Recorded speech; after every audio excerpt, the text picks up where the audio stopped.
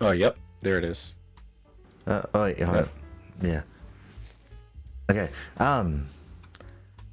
That's the thing. Okay. Why does it look farther away on my end? No, that's because it is far away. Yeah. But hello. Hi. I don't know if you're live, but hello. I'm live on my end. I've been for Oh yeah, no, I'm minutes. completely live on mine. Yeah, okay. Well, hello. I'm Zryken, and you are... I am Hermit Bounce. We are here for round 3 of building Gunpla. And it's This all is from round Witch 3 from now, Mercury. right? Yeah. Yeah, all of it has been from Witch from Mercury, funny Yeah, enough. so far. As we built the Caliburn together, we built the Gun Volva, Yeah, we And got now Volva, the Caliburn. and now we're building Demi Barding. Yeah, okay. The best Spacian Puncher in the world. Don't. I love CHUCHU so much. Yeah. Hello, My precious Megadon. little child. Oh, I do have to make an announcement. Hermit, this has nothing to do with you. I spent till Alright. 9, due to a thing last week, I had to do this a lot sooner than I expected. So I made rules. Make sure you guys abide by them. If not, you guys are good to boot. But anyways, that's it. Alright. But yeah. Shoot. Oh, what there's was I my- gonna say after that? That's where my second sanding sponge went. I still gotta buy those. Dude, I still recommend the Despiers. Yeah. Let me grab something real quick. Yeah. So, the ones that I picked up, Yeah. again, not sponsored. I just really like New Type HQ. They've been very reliable for me. Speaking of New Type HQ, Yeah. you ordered from them before, right? I have. What was the latest thing I ordered? I ordered glue from them. Okay. No, dude, because, like, I'm a big fan of their stickers. Oh yeah. Their complimentary stickers. Dude, I got the new type king one. It's great. Oh, dude, I've been keeping them, and I low key, I kind of look forward to them. I do like the Minecraft one that I have. Yeah. The new type Snickers, and then Burger King, but new type. Those are just fun. They don't need to do it, but it's great that they do. Oh yeah, definitely. But yeah, so just yeah, real quick, the Despier thing. Yeah. So like, you just get like a bundle of sanding sponges, right? And I didn't know that like they would give you this many. Oh yeah. Yeah. They're all different grits, aren't they? Yeah, they're all different grits. They have two kinds. Like for what I picked up, I went with the lower grit ones because it's more about like just actually like getting stuff off of the piece. Yeah. But like because they're oh wait a minute, hold on. Oh, Did you that's find interesting. Okay, so on top of them giving you multiple sponges, right? They're also in different thicknesses in terms of like the actual sponge part. That was something I just now noticed. Huh. Right. Okay. Actually, I'm gonna try out the thinnest one and see what that's like. Yeah. I think the strange thing for me is that I don't really need sanders yet. let's just have it, I guess. Wait, is my POV gone from yours then? No, I still see it. Unless you haven't moved. I'm looking at your live stream and I don't mind. No, Yeah, no, I fine, see your saw it. hand. Yeah. Yeah, it was just like, okay, what the heck is going on? But Also, dude, I just- I still love that the manuals are always at the bottom of the box. Yeah, I like that consistency. Yeah, I did. It's. I think they've been doing it for a while. It's not just Witch from Mercury. Just no, it's been a very long time. But yeah, I just kind of unearthed my Demi trainer. I don't know why, but it was in my Gundam graveyard. Oh, okay. Like, but it's just like, yeah, it's a good kit. I like it. I don't know what weapon I was using for it though. Unless it was the. I mean, you did have that Demi trainer weapon set. Yes. So maybe you're just experimenting. I guess so, but it was detached. I must have given it a saw. Yeah. But yeah, I did have everything out though. But you did build this before, so you're building your second. I have built. Yes, I am building a second Demi Barding. I might do something with this one. Because I. This. Huh? No, I can't even open this. Oh. Alright. But yeah, no, I might be doing a swerve because, like, again, on that Gun Volva thing, yeah. What I was initially doing for it, I'm not feeling it anymore. I don't think that's the way to go. So I might do something with this. Yeah, that's fine. For me, I didn't really have a specific theme in mind. It's just the fact that the realizations of, like, what I was gonna do before the Gun Volva got released is what I'm already doing.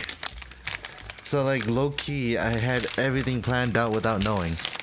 Oh, okay, wow. Alright. So, it was just like, I remember when, I was gonna say when I was younger, but this was literally a year ago. Or, like, before the entire thing released. Where, when I pre-ordered the kits, right? I was like, oh, I'm gonna take the chest of the Gun Volva, and then I'll take the shoulders of the Schwarzette, that kind of thing. Yeah. No, I was thinking about crossing it with, what was it? It was one of the, I think it's the Lefrith the blue one. Yeah, and I got some of it working, and just proportions feel very wrong. So I'm going back to the drawing board, which is why, like, I want to use parts of the Demi Barding, because I just like the Demi Barding so much. Yeah. Should I spoil what it currently looks like with all the putty on it? I would hold off. I would hold off. Okay. Big grand reveal and all. Yeah, it's definitely a thing. I could show you what happened to the other kit that I used for it was. Oh, sure. This is all that's left of it. So, this is the beginning 30. As you can see, he has a whole bunch of triangle pieces, right? And it's very uniquely triangular because of the fact that that's literally everything that the beginning 30 was. Hold on. Also, I didn't use this, but here's the original beginning Gundam. I had both the beginning and beginning 30 because I bought them at the same time. Okay. So, the funny story about this, I accidentally bought two beginning 30s like years ago. So, okay. I gave one to my uncle. So that was the thing.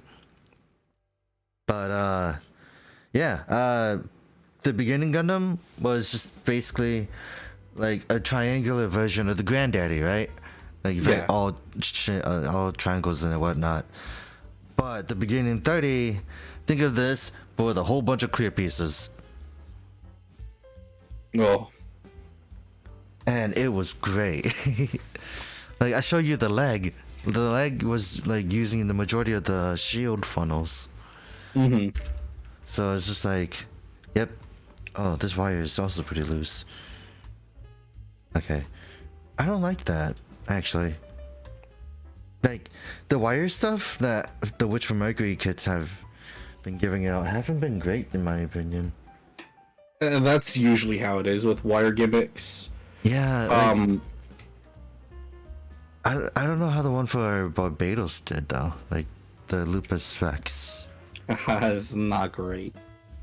Yeah, I believe it. I had the clear version. Ah, okay, that makes it even rougher. But dude, there's a thing actually. I think there's like before stream when you were talking about the PNG tuber thing, right? Yeah. The PNG tuber versus VTuber. Yeah.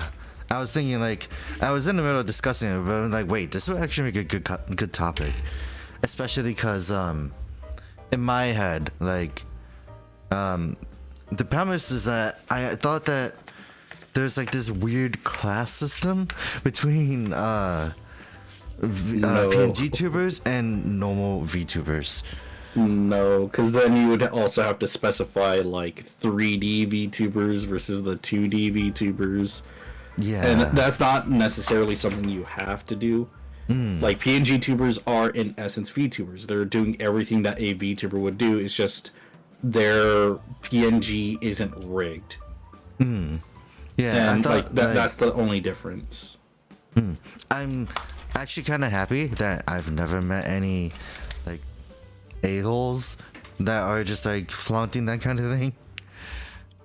Because I don't know who would do that. There are people who would do that. Oh, definitely. Yeah. Wait, there's like 3 different E's? Wait, what?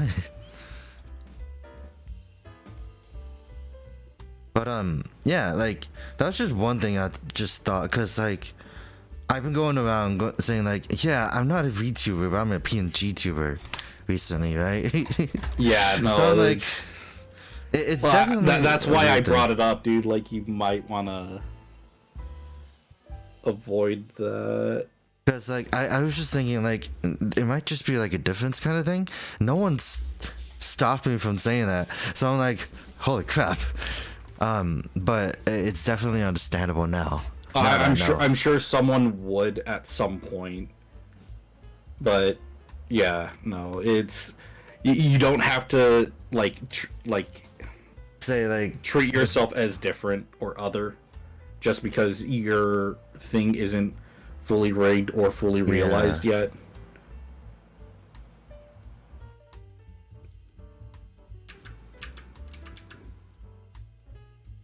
And that, yeah. Like, I already told you, I'm working on something down the pipeline. I'm very close to being on the back pedal and being going back to being a PNG again. I think in my end, I am upgrading. Oh, wait, I shouldn't have said that. But anyways, but I'm not saying when, right? But it's like I've always had ideas. I'm still having ideas. I thought of a lore story, so and it's not really a lore story. Ideas are the mind killer, man. But like this one, I kind of want to do. It's better, I guess, if it's a little more personal. So I had like ideas of like how to make it like feel more me instead of just having more you, yeah. Like just more instead of like the, no offense to all the VTubers with the whole isekai thing. It's cool, but you can only keep it up for so long, and then a year later it's like, oh, they're just a normal person. Dude, I don't know what you mean. There's new isekais every year. I know, right? Yeah, no, like I've also been going around and like claiming, not really claiming, but I think so I said this a couple times on my streams, right? But like I essentially just stopped going on Discord and like stopped worrying about like what everyone else is doing in there. So I just kind of traveled around Twitter. Which is not a good thing either, but like it's honestly worse. Yeah, But like I started like commenting more on other people's stuff. Like it's also just the fact that I've also seen like twice as many drama, so it's crazy, right? But at the same time, like I've actually just started, I guess, commenting on other VTubers that aren't like in our relative circles, I guess. Mm-hmm. And it's not always, I guess to me, it's not really all that bad. Like it started getting me like thinking about things, like how just weird some other people are. But like it's definitely, I wouldn't say Twitter helped me. It definitely, I guess, made me think more about like what I really wanted to do. In terms of just like content, especially because like I know everyone has been posting about like, oh yeah, what does your OC do? I'm like, is Zryken this thing an OC or is he me? That kind of thing. And I was like, he's kind of both. Yeah, no. Like, you can have your VTuber self be a self-insert. You can have it be a representation of you. You can have it be all sorts of different things. I'm gonna have to get something real quick, but like at some point, like you have to have a personality yourself to make it in streaming. And if your VTuber model can complement your own personality to some degree, that's just good. Yeah. Yeah, like I think also just traveling on Twitter, I just realized that one of the other VTubers that I follow, I realized that I did say I was gonna do fan art of her, right? Mm-hmm. She's incredibly intimidating. No. It's Rosa Codal. Oh, Rosa Codal. Yeah, no, she's fantastic. She is, but she's also extremely intimidating from how many tweets I find of her. Especially because I go on the For You tab, and like I see a lot of her, right? Yeah. And like I just kind of realized like I don't know what I'm gonna draw her as, but I've also seen like her rap video, and I'm like, dude, she's like kind of scary, but I respect her a lot because of the fact that she speaks her mind, and it's like that's a thing. But no, like I think it's just the thing I've been doing, I guess, is just like responding to like a lot of people in terms of like whether or not they're like down or like upset or stuff. That's the kind of thing I've just been doing. It's just like, hey, it's like I guess mentally I'm just like slapping her face like, don't say that. No, you're trying to be more positive. Yeah. And that's good. That's nice, dude. I can't do it, dude. I can't bring myself to comment on a lot of things. I'm an there's idiot, been some so. yeah. No, there's been some things that have been happening on Twitter that have been like just plaguing my mind, and my mental has been on a decline. And I'm going to be real, I could not have picked a more opportune moment to actually start like trying to go to a gym more consistently and work out. Because boy howdy does like all of that like Twitter stuff, brain poison, just it evaporates the moment my feet hit that treadmill. Yeah. Unfortunately, I would say unfortunately, I don't have that kind of thing. It's kind of sad. Yeah. But it's just like, I thought about it a lot, you know, because like in my job, I usually am alone, so like I have a lot of time to think about things. So it didn't help that some of those were like really dark thoughts, but at the same time, like around that time, it just happens as well, where it's like, not only does that happen, but also ideas. So it's like it feels like an extremely like mixed environment that I put myself in. Especially because like I think before I started I turn off notifications from Discord, so I'm just like because I used to have it on, but like I'm like I said, I'm an idiot, so I tend to get jealous fast, right? But like envious, one of those things. So I basically just turned it off, and I'm like, I think I've been doing good. Mainly due to the fact that it's like, if I ever do, I just like manually check it. But other than that, it's just like, it's fine. Cause like I realized that when I want to watch VTubers, right? I would love to watch VTubers like when they stream, right? But it's always like around times that I'm working, and it made me incredibly upset at one point. But in the because it's like I realized like I've noticed the pattern basically, whereas like they always talk about working in the mornings, and then they always stream at nights, and it's like, you know, that's like a really cool thing to see. But it also made me realize like almost 90% of the VTubers I follow basically stream at the time at work. Yeah, so they have the day job instead of the night shift. Yeah, and I'm like, dude, I'm the only one with the night shift. But it makes me feel. I guess in a way, it's just like when you think about it. I've understood how I felt about it.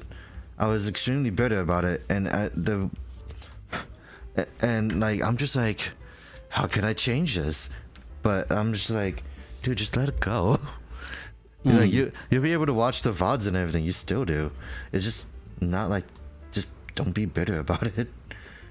Oh yeah, no, dude. Like most VTuber watching that I do now, it's VODs. Oh yeah. Yeah, and it's not even because I miss something. It's usually just because like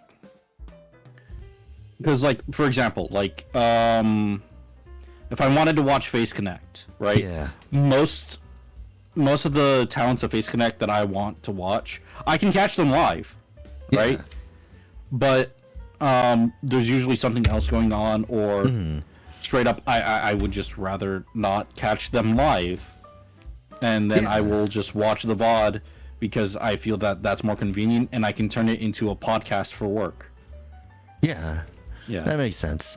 There's also, I think, like, do you know how like some people have that mindset where I'm like, obviously I'm one of them, but like if you really wanted to support them, like you felt for some reason it just feels like you just have to drop money, just, like in order to like feel like you're supporting them.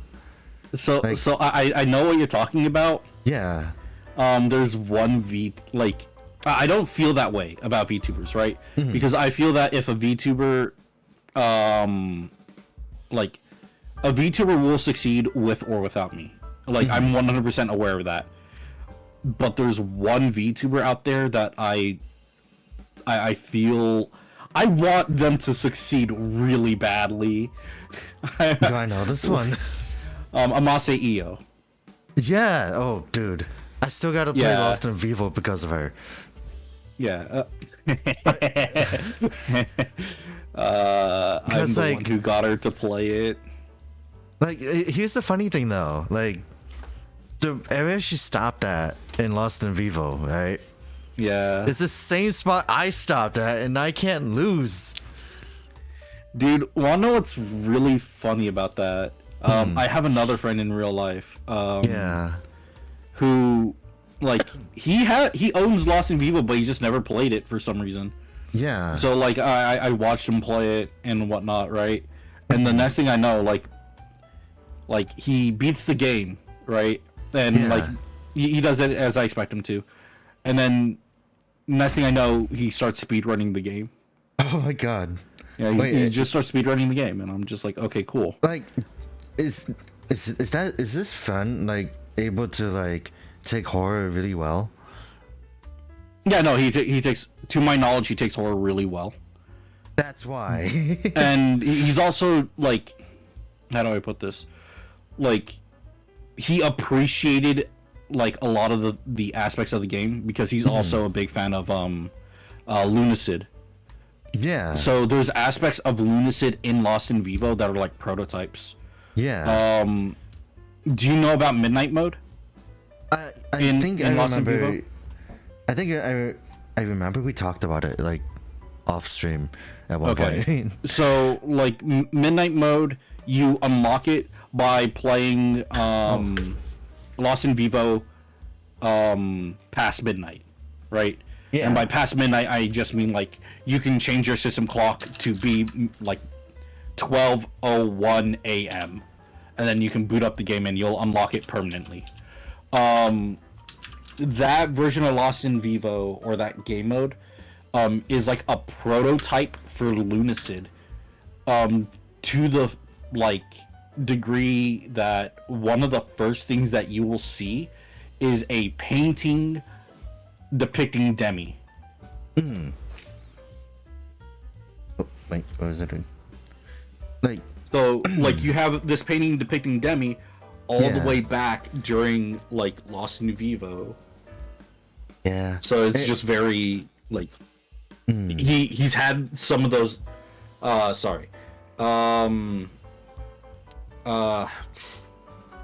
was their name? Akuma? From Street Fighter? No. The dev for Lunacid and Lost in Vivo. Kira. Akuma Kira, I believe. CDEFJKL. Store page. Yeah, Kira. Yeah, Kira has had like ideas for Lost in Vivo for a very long time. Kira even like streams, dude. Like the dev streams on occasion. Like in their streams, they played a game called Shadow Tower, I believe. That was the FPS-ish Souls thing that's made by the same people that did Kingsglaive, right? Yeah, Kingsfield. Yeah. So it's Kingsfield. It's that meme between like.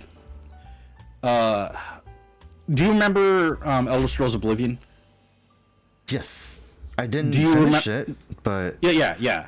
So do you remember when Fallout 3 released? Yeah. And how there was that meme, and there were actual like articles being published along the lines of Fallout 3 is Oblivion with guns. I did not hear about that, to be honest. Oh, you didn't know that?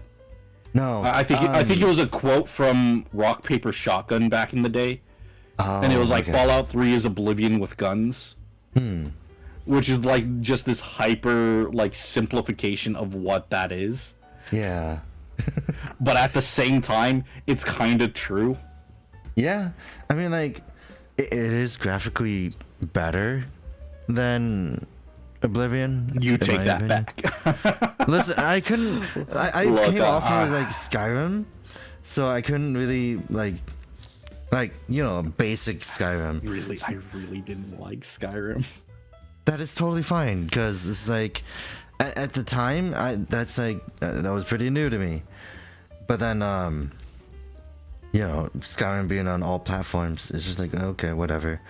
The thing I didn't like about Oblivion when I did play was the fact that like well, actually, I might actually give it a try again, because I used to be a little more biased when I was younger.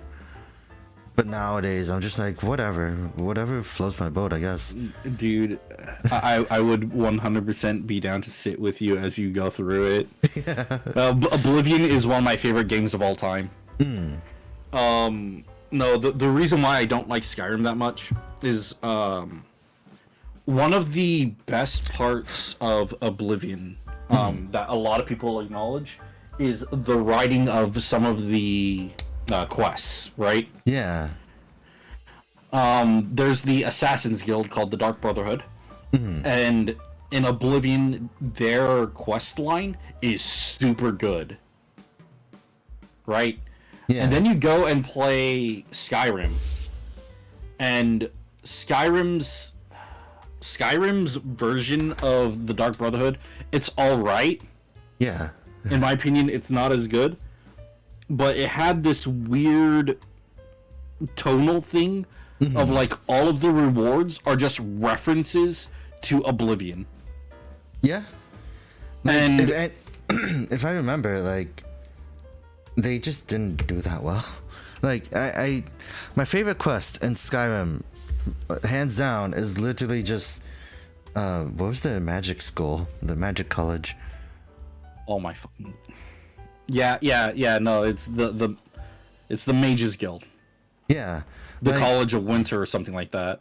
yeah, like, to me, I don't know why, that was the best quest in the entire game, and a part of me was like, just turn this into a game. I don't care about the rest of the story because of the fact that it didn't have one. It did have one. It wasn't compelling. I've went back to Skyrim on multiple occasions, and I've never finished the main storyline because I would just rather do something else. That's how I felt with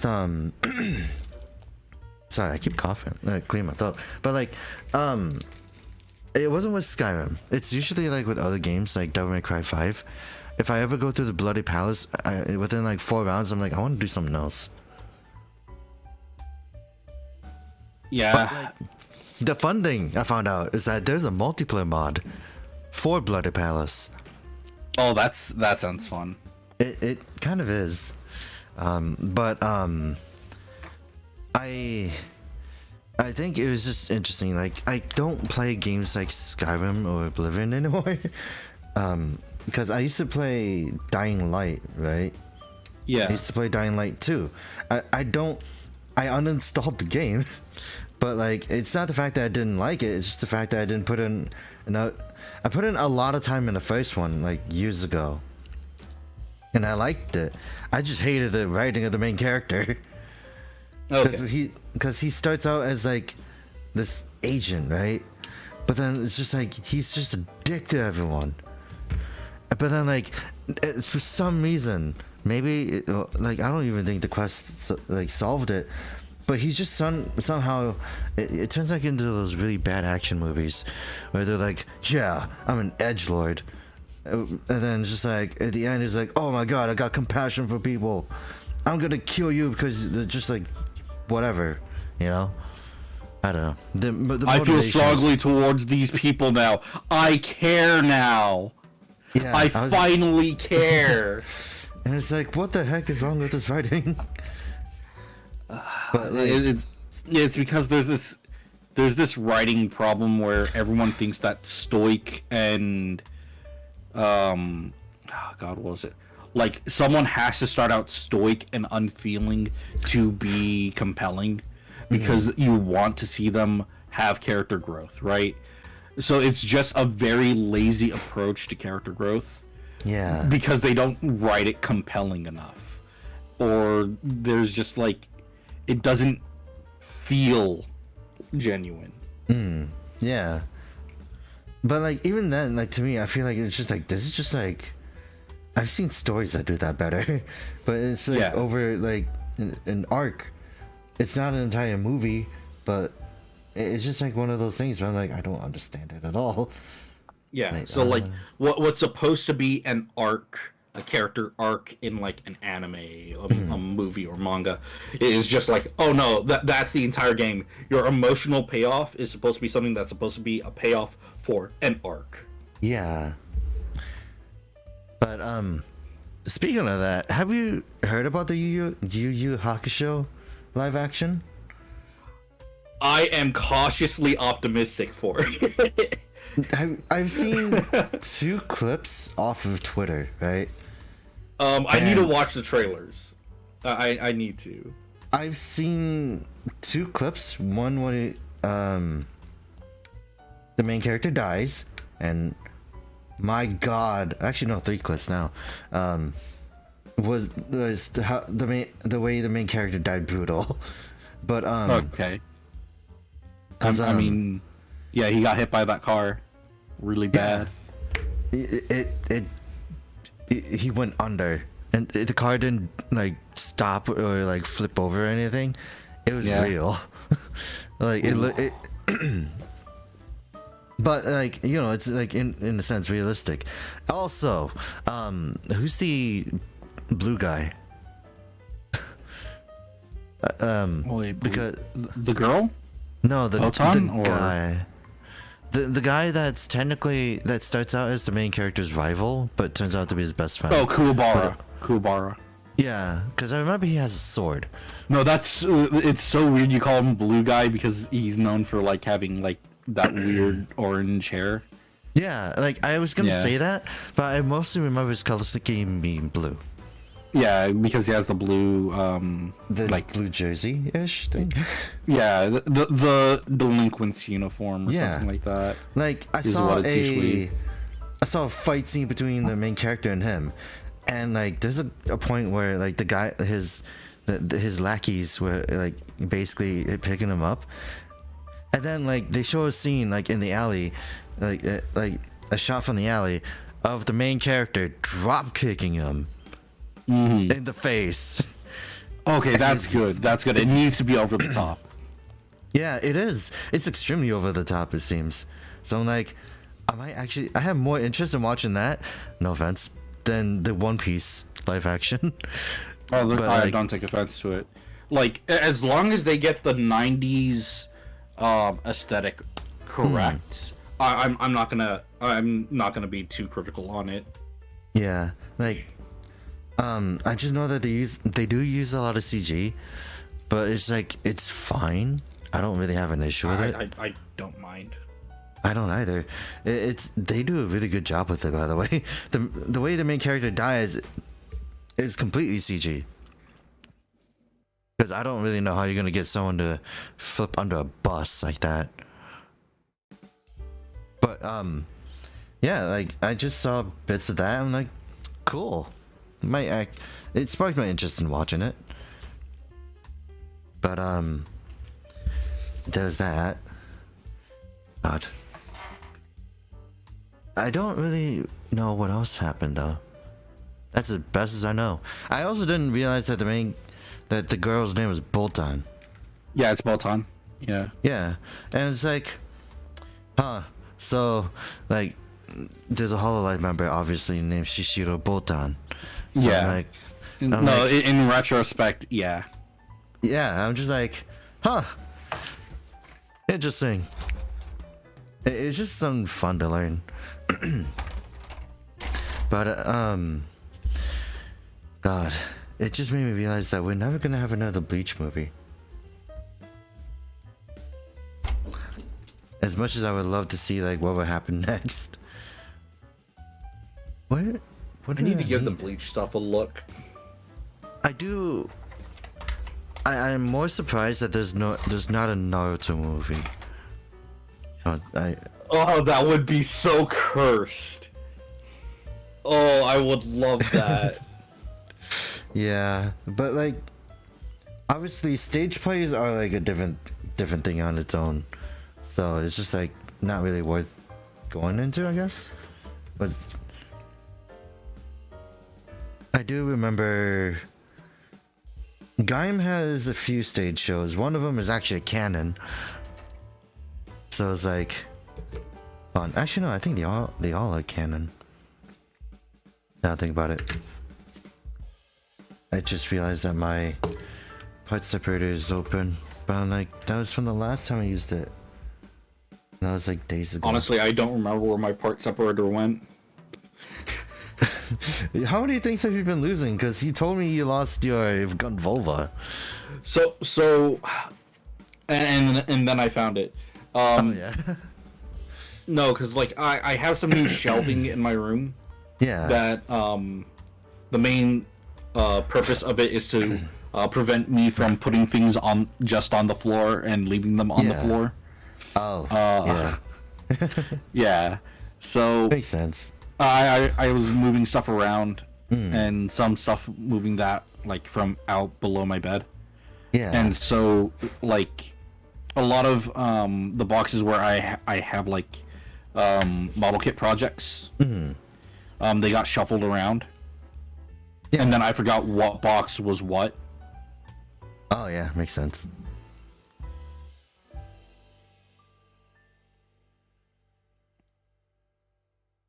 So but that's sorted out now. Yeah, that's good. I guess in my case it's like ever since I started bringing out like some kits, it started getting a little messier on my end. Because like it's not just like the Gunpla graveyard now. It's just like boxes of those Gundams that I took apart. And I'm like, dude, like that's the benefit of having like that one master grade box. Here's my problem. I used to have master grades, right? I say used to because I don't know where they are anymore. And like that's like a few of my other things too. Do you know the series called Magic Knight Rayearth? Yeah. I had the Figma of the red girl. Okay. But I don't know what happened to her. I put her back in the box and all of a sudden I can't find her. Oh no. Because what happened a couple of years ago is that my basement flooded, right? So we had to like clear everything out. And in the result of that, most of my stuff went missing. Oh no. So I'm like, huh, fun. So I don't have my signed album of what was it? Star Bomb anymore. So I'm like, where did that go? Oh, that's rough. It is, because this is my first album I bought. Like, it's something that isn't actively a model kit or anything. It's like, it's a signed, physical signed copy, and it's gone. And I was upset. I'm like, oops. It's just that thing where I'm like, what am I supposed to do? Like, I don't even know where it is anymore. But, is that, I also had, I was very negligent, and I regret it, but I did lose my Reveltech King Gainer in the process as well. King Gainer, yeah. But yeah, like it was a good figure. It's just the fact that I need to finish. I need to go back and rewatch and finish that series. I love the opening. It's great. The opening is so. There's so much spirit and fun in that opening, with all the characters just dancing. And then the mech doing that too. It's just like Yeah, the mech. Yeah. But like, it's definitely a. It gave me a Reconquista G vibe because of the opening and how positive it is. I need to like Reconquista G, like design wise, I really like it. I need to watch it.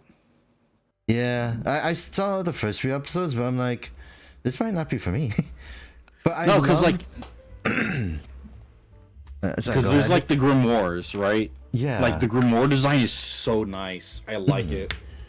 But a lot of the stuff there feels a lot more alien, and I kind of like really like that about it.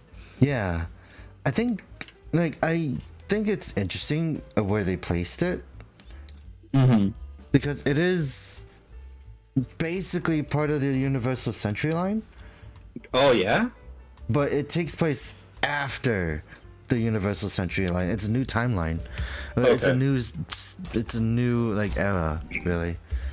Okay, so that's why I remember. That's why I remember people like being afraid that it was gonna be like Turn A. But no, well, it's not like Turn A.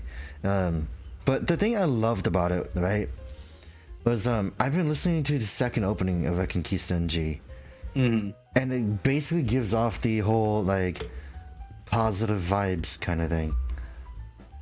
Like the entirety of Reconquista G was supposed to be an era of peace, a renaissance, really. Yeah. Like it's supposed to be the Renaissance for Gundam, but it went straight back into war. Mm-hmm. So it was like fun. Which also brings me to the thing is like, I really like the G self. Like I liked how it had big round eyes. Like I think that's like one of the things I realized that I really liked in like designs in general. Where it's like, if it has a good design, like in terms of like eyes, then I'm totally in for it. That like, I know I said this on Twitter, but I'm like, I in one response, one of my favorite designs, hands down, is Shiori from Hololive Advent. Mm-hmm. Because of the way her eyes were designed, and it's like the eyelashes and like how her eyes glow, basically, without glowing. Mm-hmm. And it's just like, yeah, I like that. It also made me realize how much I really like fangs, and I'm just like, something's wrong with me. I don't know what it is about fang. Okay, no. So what it is it reminds you of cute animals. I Really? don't. I can't remember the source. Okay, but I do remember hearing somewhere that like the original design around like anime in the 90s, right, with the big eyes and all that stuff. The reason why is because they wanted you to think of a cat. That is true. Right? So the fangs are just like more aspects of a animal that are discernibly cute, that they kind of like pasted onto a air quotes human air quotes character, right? Yeah. So that means every anime character at their source are cat girls. Yeah. Yep. Yeah. Yeah, I guess that's a better way to put it. Yeah, so like that was one of those things where like insight is like really interesting. Kind of like how this one might be a bit more of a spicier topic, but the reason why like tentacles became so prevalent in the H scene and was because like there was like an art movement in Japan where like human genitalia was supposed to be censored like heavily, right? So the use of tentacles was supposed to be a way around it. Oh, fun. Yeah, and then it just got like heavily populated, and yeah, now it's just kind of ubiquitous. Like everyone knows what it is at this point. Yeah, everyone knows what it is. No, that one was an interesting thing to learn about because it was on, I think, a Discovery or Travel Channel documentary that my parents were watching, and then they looked at me as if like looking for confirmation. Wow. It's definitely better than researching on your own. Yeah, no, because like that same documentary went on to talk about like the red light district of Japan. Oh, well, and some other stuff like how like salarymen will get drunk and then pass out on the side of the like just on the sidewalk, and everyone's just like, man, just on the way. He's probably had quite the day. I'm just gonna walk around him. Like they're more respectable than the people in like in the West, I would say. But then just like in Japanese culture in general, like everyone minds their own business. Yeah. For the most part. Yeah, it's interesting like learning that. But like it's better than like researching it yourself, because I was looking at the origins of why the H scene exists, and it's mainly due to the fact that the apparently I learned it from Wikipedia years ago, but like they said that it was because of a dude who had a dream of his wife getting railed by an octopus.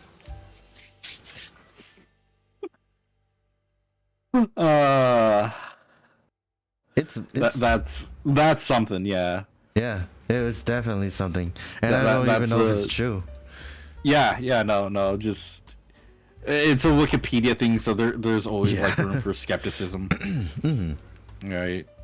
But yeah, no, dude. So, like, speaking of like Japanese culture stuff that like we randomly learned about. Yeah. So, dude, guess what? I randomly picked up like, in terms of like Japanese culture. Like, guess what I like recently learned about? What did you learn? Indulge me. Tanukis. Tanukis? Yeah. Why their balls are so big. I think I remember hearing about it. It's like, but I don't really remember. Indulge me. Oh God, what was it? There was something going on where like blacksmiths or woodworking or something like that.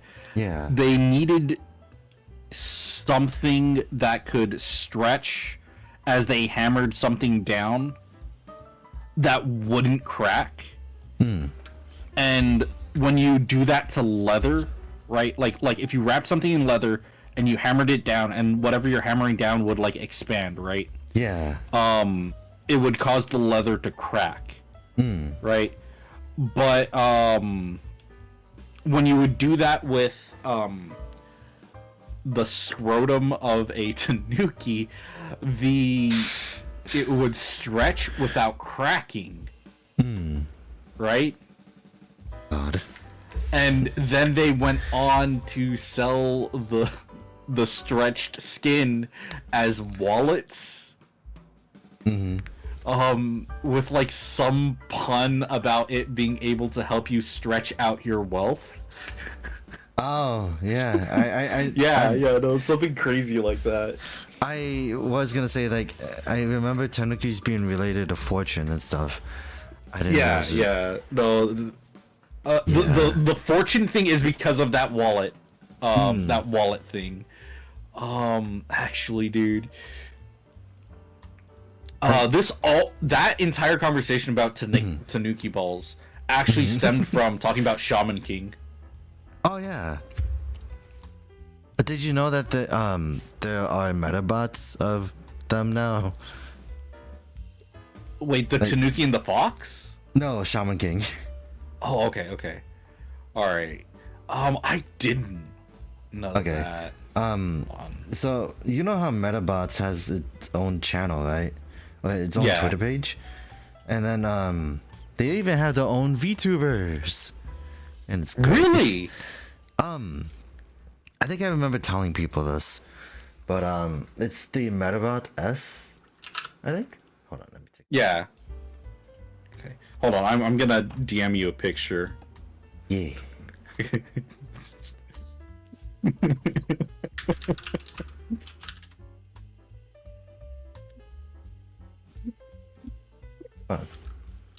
Oh shoot. God. Strongest balls around. Yeah, alright. So let's see. Metarot S. Okay.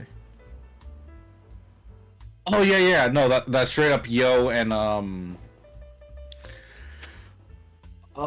can't Yo and his rival slash friend. I can't remember his name.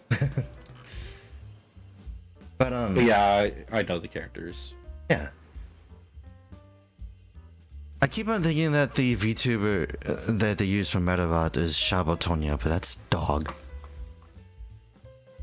I keep on thinking about dog, so I'm like, Alright. No, because like I remember talking to Soda about Metabots for a while, right? Yeah. And we went on this like weird thing of like looking at some of the Japanese exclusive games and trying to see if there are any like in progress translation stuff going on. And we found there was like a Metabot game for the DS that was Japan only. Is it about high school girls? About high school girls. And we're actually, like, yo, this is sick. I do have the game on my 3DS, because you know, I did I did Stuff, you know, things, yeah. stuff. I'm aware. But Yeah. the funny thing is that I don't really remember much of it. There's 2 versions though. Yeah. There's 2 versions.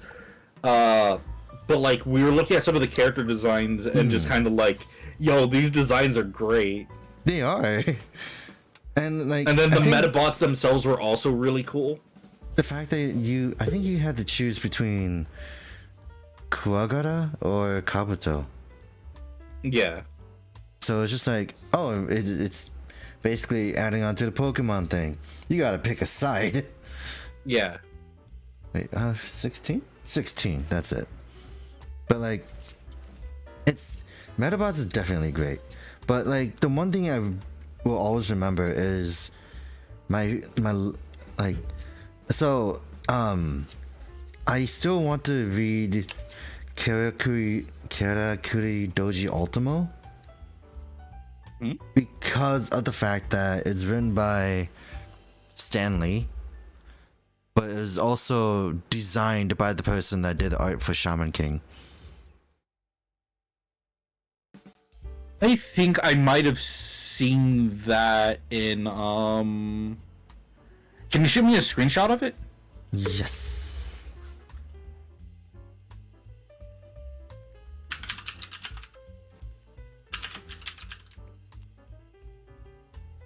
Images.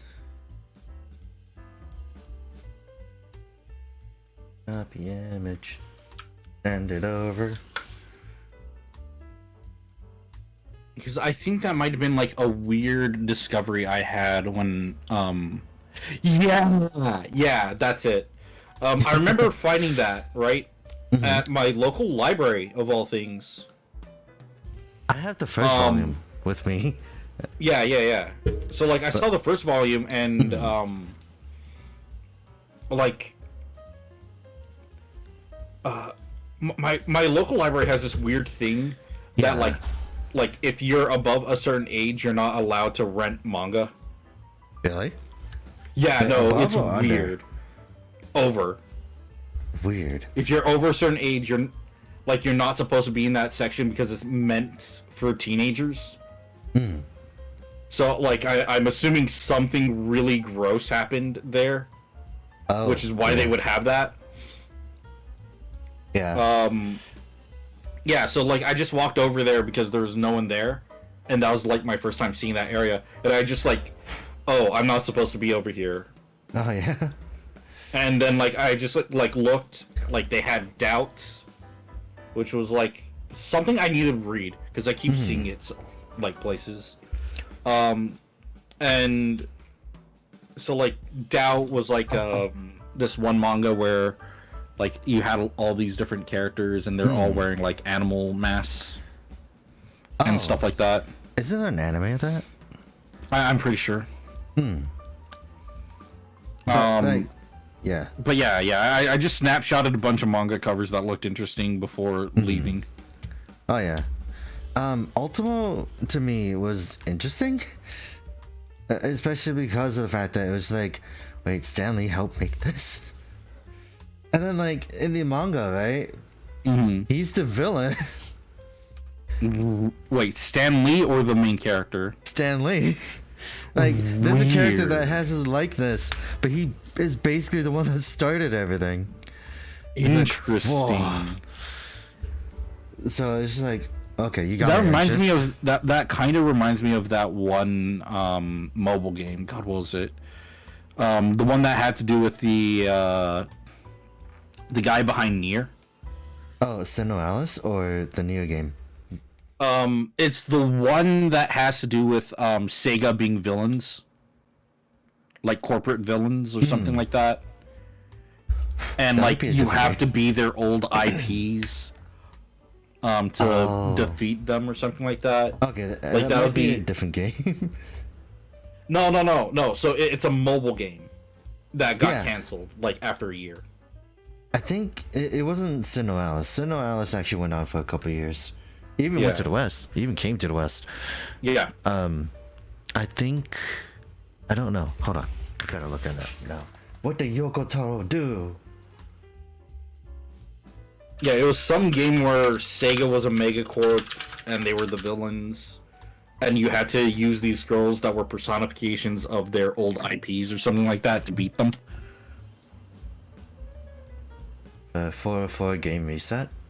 Yeah, that's the one. Wait, this game canceled after a year? Yep. Dang.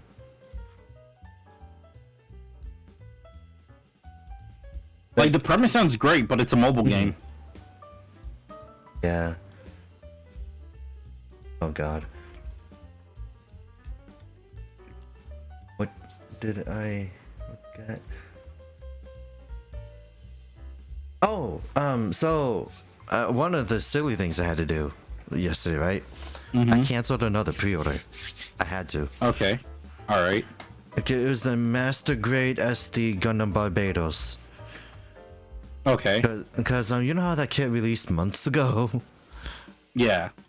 I still didn't get mine. Oh.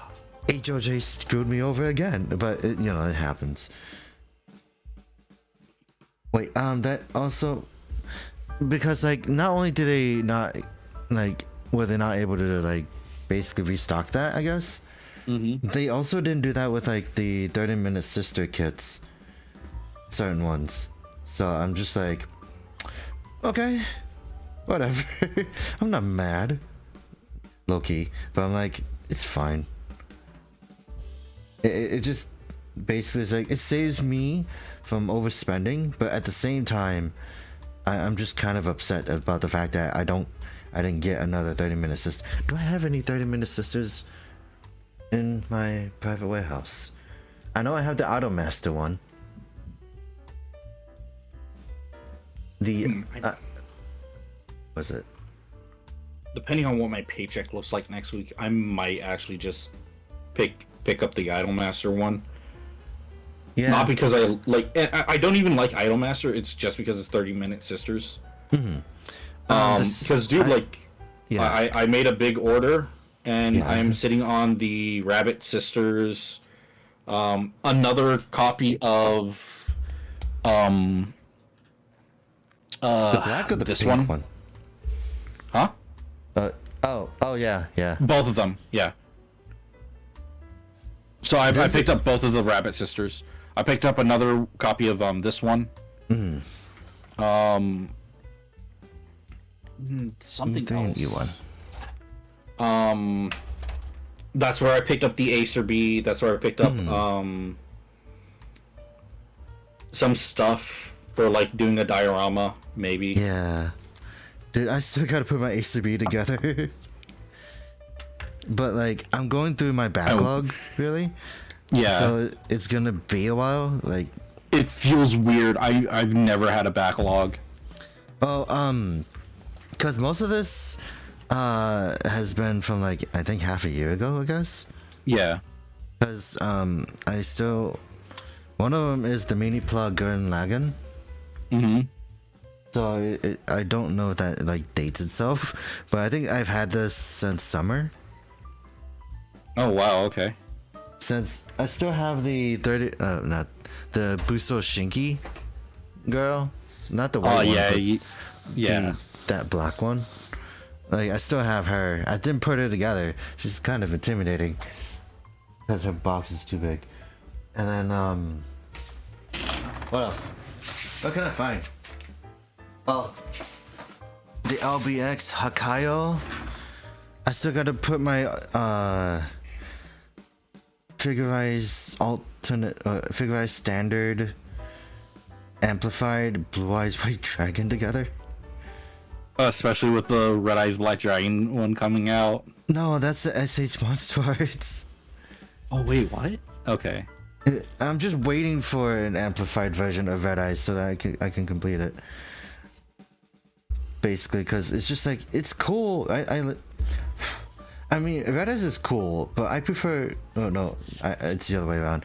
Blue Eyes is cool, but I think it's just been used too much. And that's the same that can be said about Red Eyes.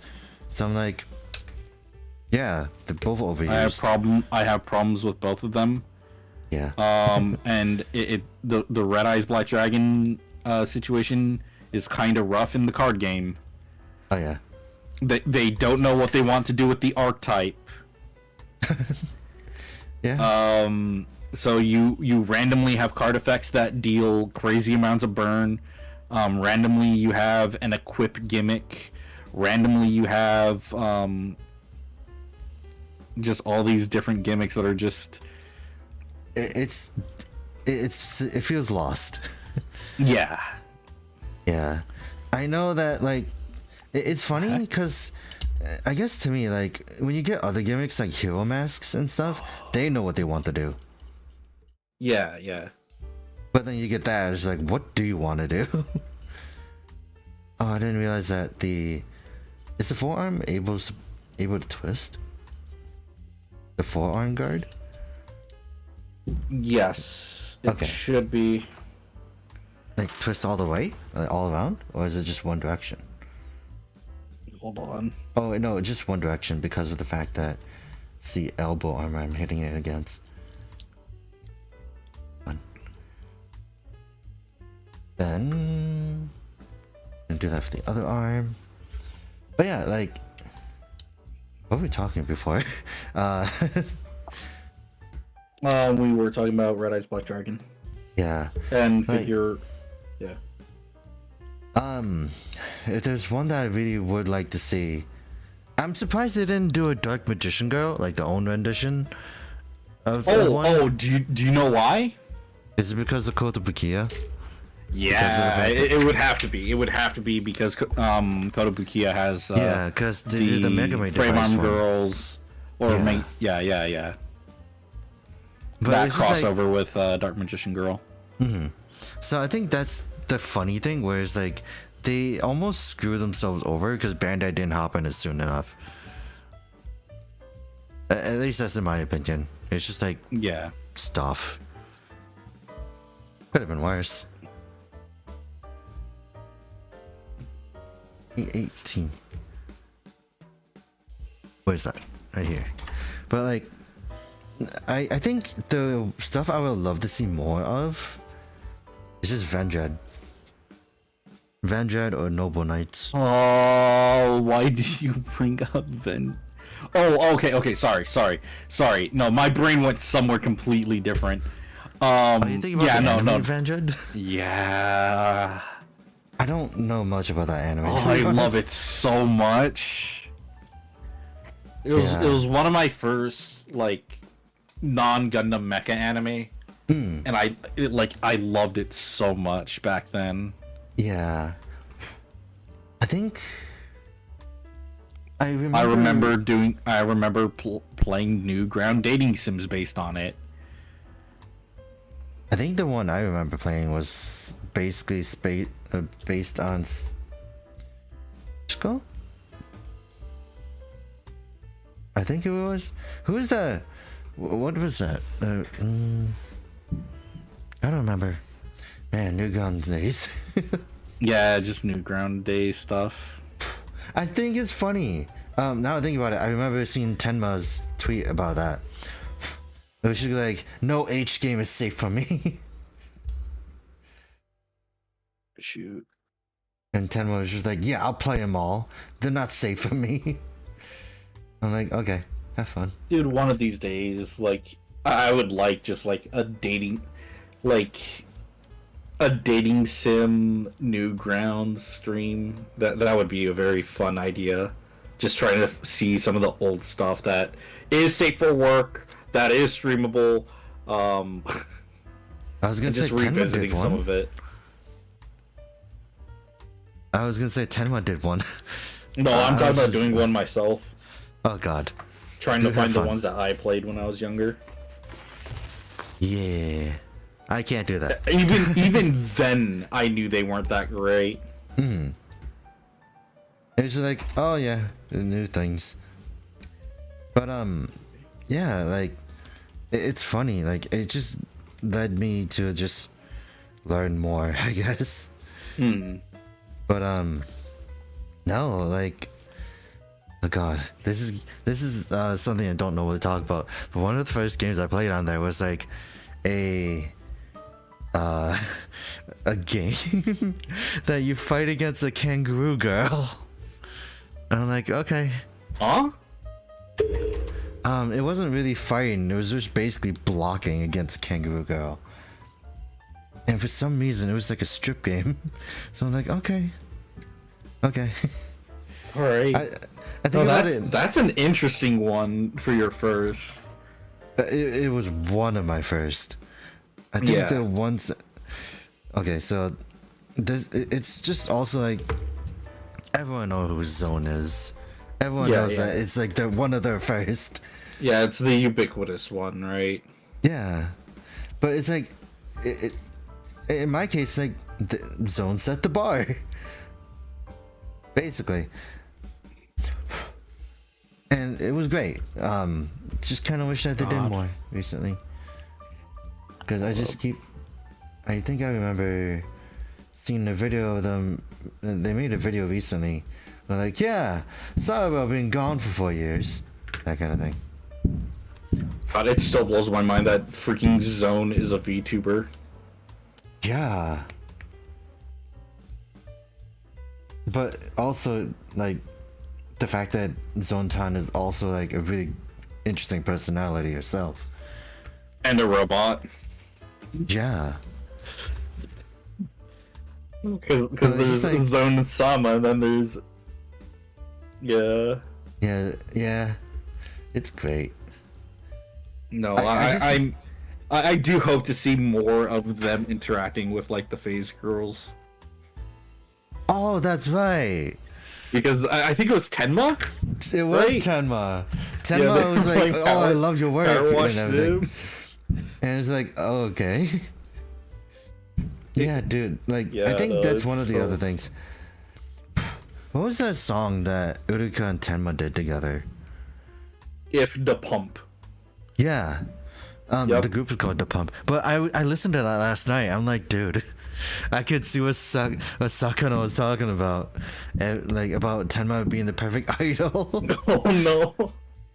I'm like, if Tenma wasn't messed up as she was, and she just basically was just an angry fox, that would actually, no, I don't know. I can't imagine Tenma being anything else. Tenma is perfect the way she is. She is. Yeah, no, she is perfect. She's such a good content creator. But it's so funny. Like I was watching that clip again where Sakana gets called out by Tenma, right? There's a new one. there's more apparently. Oh yeah. But Uruka comes in and is like, I don't smell. Yeah. That kind of. And it's like, you just got caught up by 2 of your members. What are you gonna do about that? It's like nothing. No, because there's a Q&A, with Sheena and Jelly Hoshiumi. And in that Q&A, I just sent you a character with like one of the reasons why I did. I guess an inspiration. Yeah. But yeah, go ahead. Sorry. But yeah, no. So like Jelly Hoshiumi tried to get H2O Sakana to just like give a compliment to each of the members of Face Connect. And he kept fighting it. Oh. Like he didn't want to. And then finally he got around to it and he did compliment Tenma. And then Tenma crashed the stream. God. Like I have to watch that. It's so fun. I should probably stay out of my bookmarks of Twitter. Got too many things in there. I like it. I like it when the quirky CEO gets involved in the talents. Oh yeah. Like sorry, I don't mean involved with the talents, but like they're willing to make like semi-public like content with them. Yeah. Content. Yeah. I know that I remember linking it in the server that we're in, right? About Yago's interview, and I just thought it was really interesting, like learning from that, like what they're looking for, and like how clear he explains everything. I was like, holy crap, he knows his business. Yeah. And I'm like, yeah, that's why Yago's best girl. No, like they know what they're looking for. They know their expectations, right? Yeah. And it's just a matter of meeting them, and they're willing to give people like genuine shots. Yeah. There was an out of character interview between Pipkin Pippa and Dizzy. Dizzy, yeah. Yeah. And that one was also very like eye-opening. Yeah. To some degree. Yeah, I remember listening to bits of it. I do have to go back and listen to the entire thing. But I also it's still entertaining, like is. on top of it being informal, right? Holy shit! Those, like I thought about it, right? they're just very good entertainers. Yeah, and it's just it makes you like think, like before like actually doing all this is like, what do you want to do? Yeah, like again, that's, like, yeah. Like I'm pretty sure we had similar ideas for why we wanted to do content creation. In that we like the cool thing. We want to show off the cool thing. Like we like the cool thing. We would like to share the cool thing. You know. I have I think it's a slight confession, which is also like not the best part in my case, or like the reason why I wanted to do this was because of the fact that I wanted people to watch my stuff. Like, it wasn't just the fact that I wanted to do it. Obviously, I wanted to do it for a while. But I think the reason why I started streaming and started advertising it more in our area, in our friend group, was because of the fact that I wanted people to watch it. But then I realized, like, midway, it's just like, it's not gonna happen. It's just like one of those things where it's like everyone's busy and stuff, but it's also like just I realized that I started it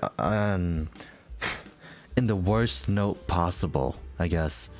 It was like I was expecting too much. And I was just like, yeah, I'll do it because of the fact that like not only did I like stream a bit prior, but like I want to start doing my own thing. And then in the end, it was just like, why isn't my friends watching my stuff? Where are you guys? Like, it started getting weirder like that, I guess. Okay. But nowadays, it's just like, it's fine. Yeah, just do it. I started mellowing out. Yeah, you make posts about it online. Eventually, people will see it. Yeah. If you catch enough people with it, then you'll grow, and then they'll tell more people.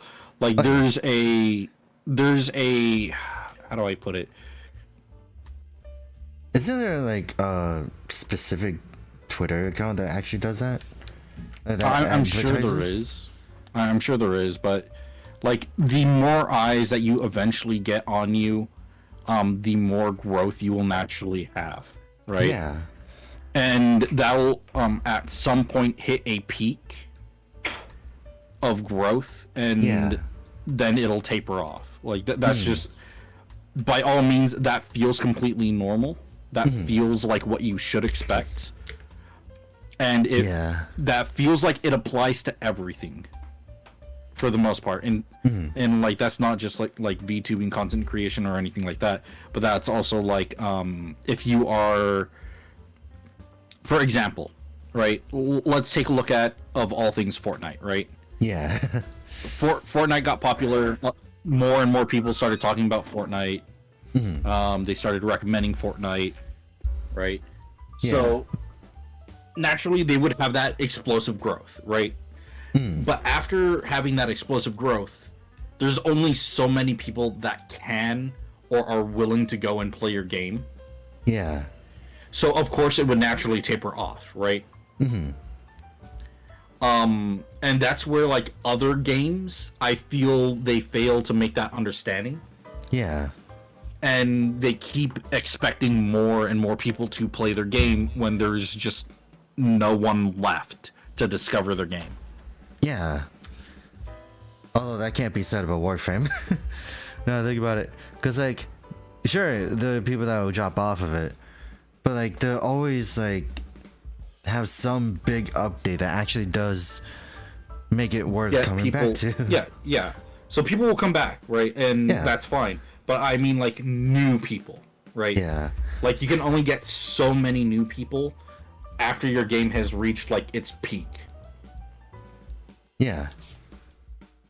Which is why I'm just like, please, League of Legends, make a League of Legends 2 on a new engine. Because that engine they've been working on has been around since, like, 2009, so... Yeah. Oh, sup, Omar. Welcome to the stream, my dude. We're building model kits and talking about hobby stuff. Yeah, and VTuber stuff. I would consider VTubing a hobby, or else I wouldn't be doing it. That is true.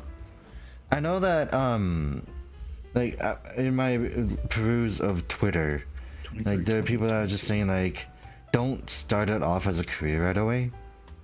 Oh yeah, no. That was like, people were saying that about YouTube, that you shouldn't take YouTube seriously or Twitch seriously as a career right off the bat. Yeah, like that's the funny thing, because like they're both like literally like different content creations, but it's the same method, really. It's just it's all a form of air quotes content creation. Yeah, and at the same time, like, you shouldn't see it as like. It's a matter of perspective, right? Content creation is content creation, right? If you're going out of your way to make content for people to consume and enjoy, that's one thing, right?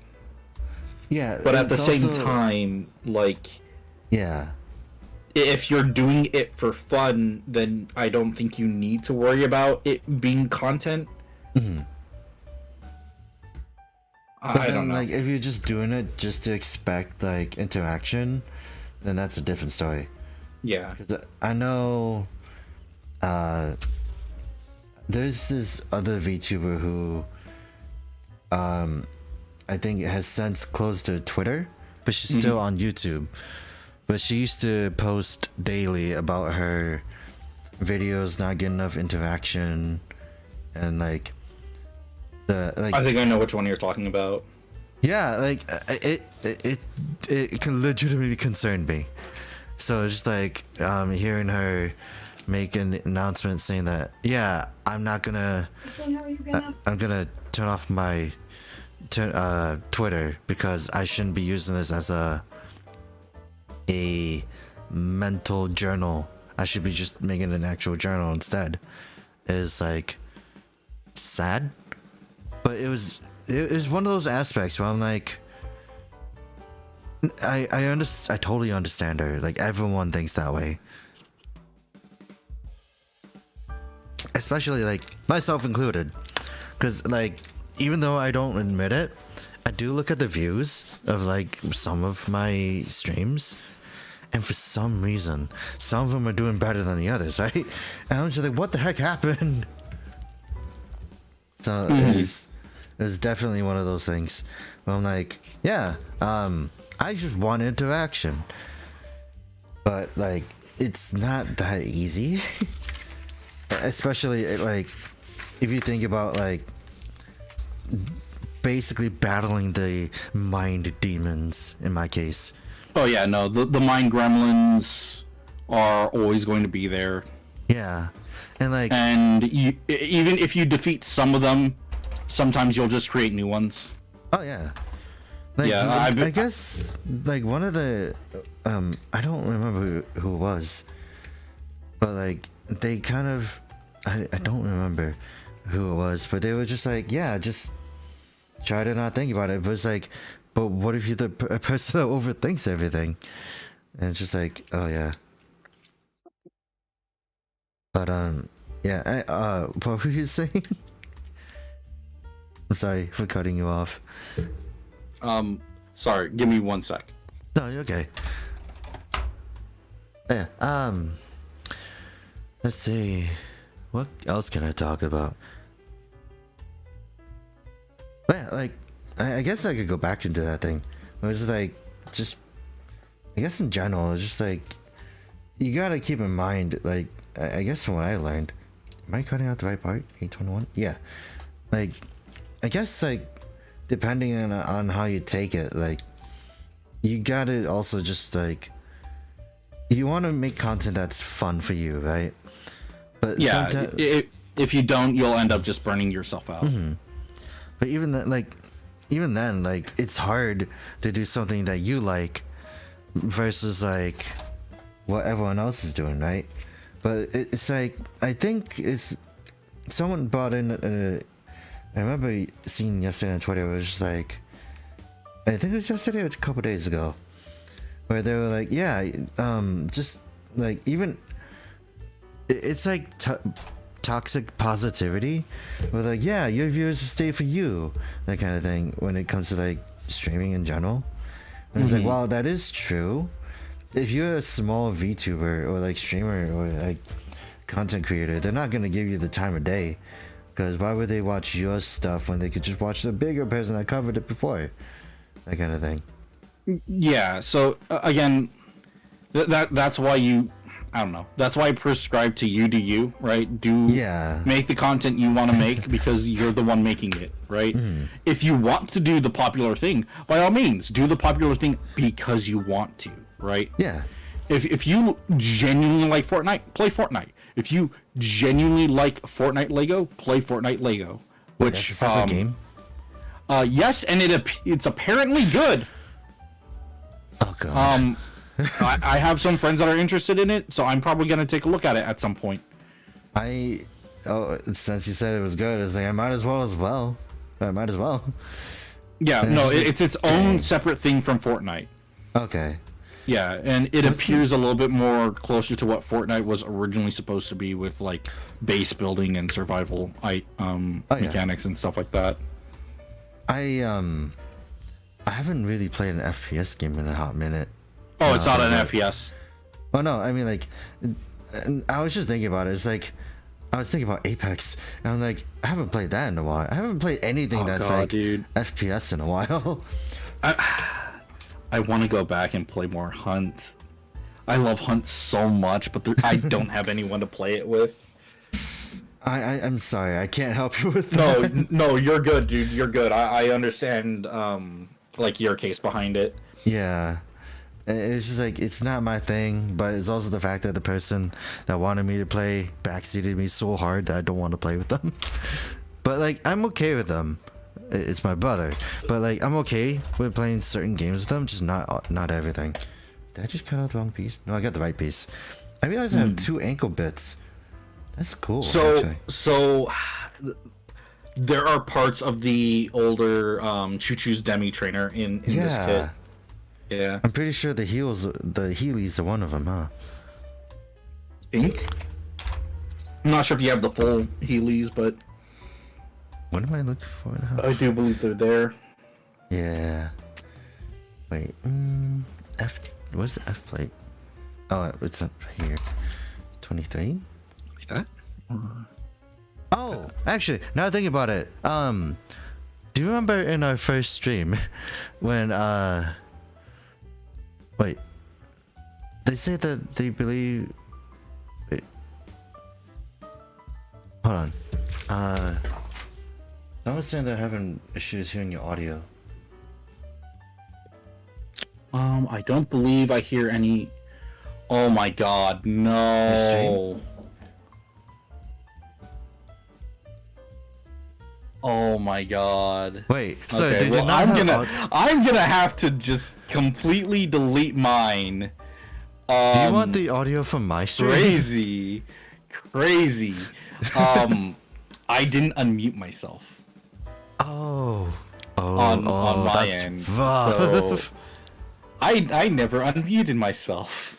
But they were able to hear me. Yes. Yes. That's rough. Ooh. On the bright side, though, yeah, they're able to hear my end. So, oh my god. Yeah, no. Okay, all right. So there is one good thing about me accidentally muting myself this entire stream, and that's I avoided a different problem So Yeah, yeah. All right. I didn't Blessings know. in disguise. Blessing in disguise for my end. But yeah. I guess it's not on my end, but on the Okay. bright side, if you wanted to know, I don't have any viewers on my end, so it's just like it's fine. Yeah. But No, even yeah. then it'd be just like a small little edit thing of like muting the audio for like a second. I think I can't do that, like because of the fact that like for some reason the YouTube editor thing takes forever to load. Okay. And it's like, oh yeah, it's because it's rendering in real time. I'm like, what do you mean? This is YouTube. Rendering in real time. Yeah. They say. So like, That's crazy. I know. I'm just like, that's stupid. I mean, it's better than what I've been hearing about Twitch recently, but that's a different story. It's a major different story. It is, but like, actually, going back, to what I was saying. Do you remember one of the topics that we had in our first stream, in our first collab? Was it the oh god, that's backwards. Was it the like oh my god, why am I having so much trouble thinking of it? Something fantasy, 30-minute fantasy, or No, not that. I was referring to Pokemon. oh, okay. What about it? I just like it. I don't know why it took me so long, but I remembered one Pokemon I cherished more than everything else. It wasn't Lurantis. It was Lurantis. Okay. And do you want to know what Lurantis is? Hold on. Let me look up Lurantis. Because Lurantis is like a gem to me. And I just remember that. I probably spelled that wrong. The mantis. Yeah. The really cute pink mantis. Yeah. Yeah. It was just like, how did I forget about this thing? Like after 2 collabs of us together, it finally popped back up. It was just like, wait, how did I forget about Lurantis? Why am I such an idiot? Yeah, it has like little kimono legs and Yeah. oh, that's a very nice adorable. designed Pokemon. Yeah. And it's like, this is from like Sun and Moon. And I was kind of sad that it didn't really stick around. But yeah, like Lurantis was actually in my team longer than anyone else. But yeah, oh my god, the Heelys. Oh god. But I'm all about those Heelys. I know, right? Who is it? So my favorite aspect of freaking God, what was it Mecha called? design? Code Sculptors? Geass. Oh. They was on the sides of the legs, weren't they? The wheels? Like, I remember seeing, Lancelot Albion's, like, iconic launch scene? Yeah. So it's just like, yeah. Also, like, it's still kind of crazy. We went an hour and a half and you didn't unmute yourself.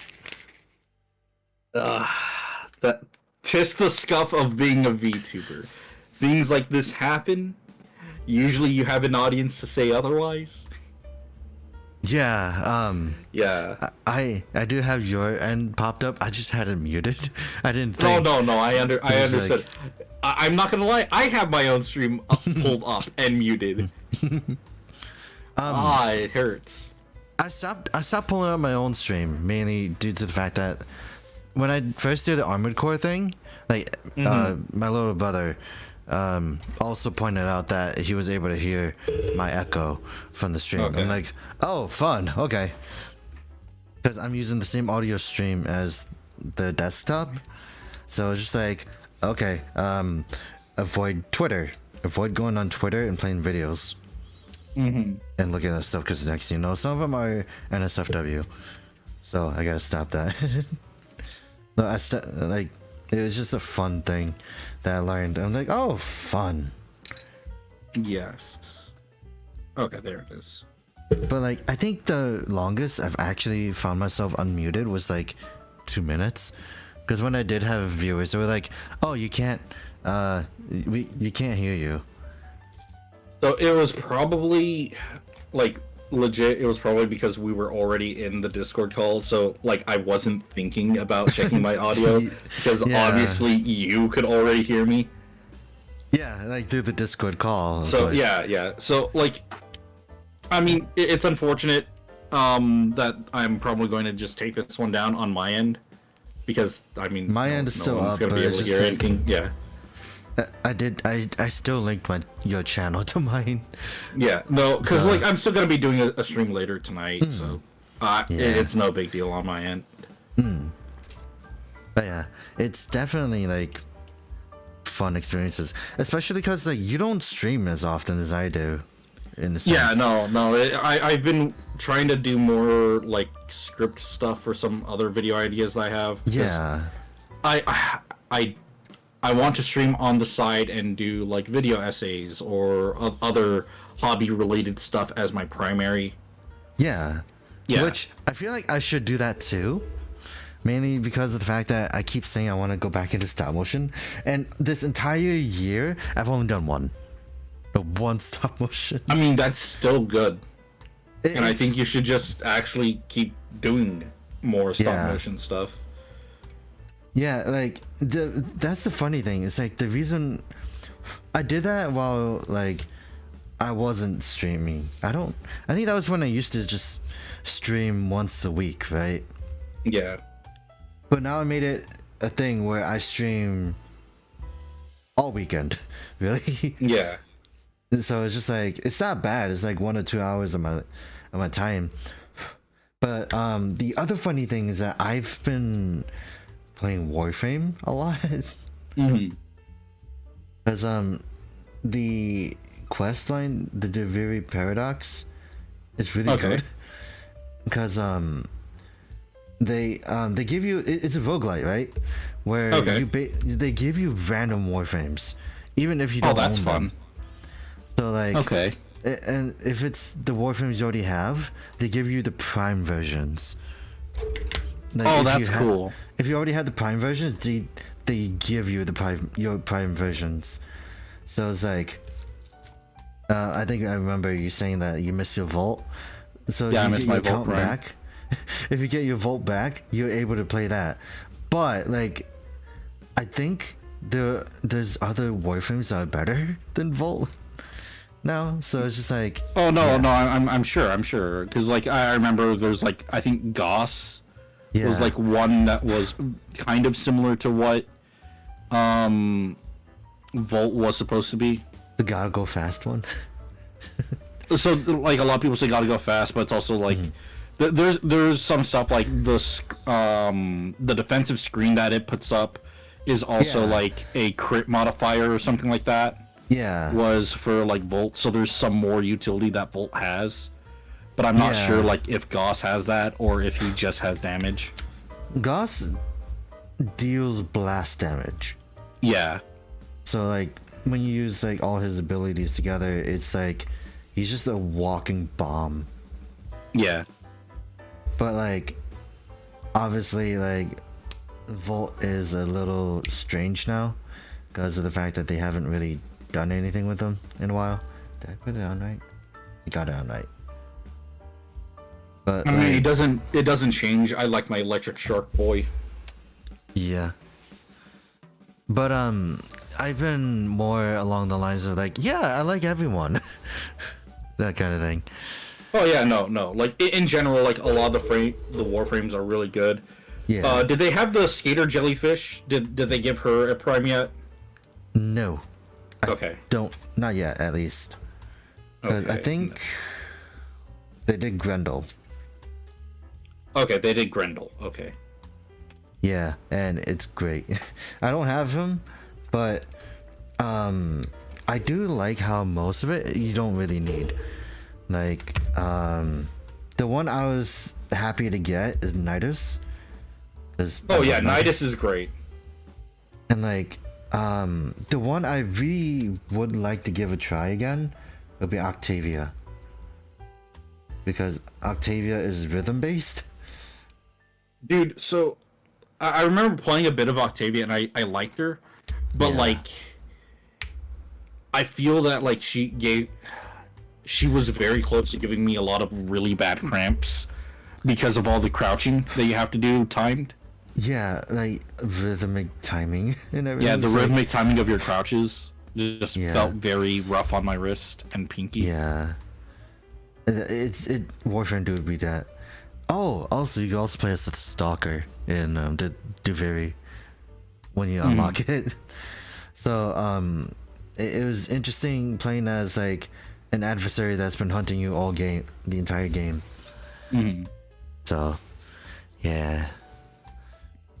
And the fact that the game is still free to play.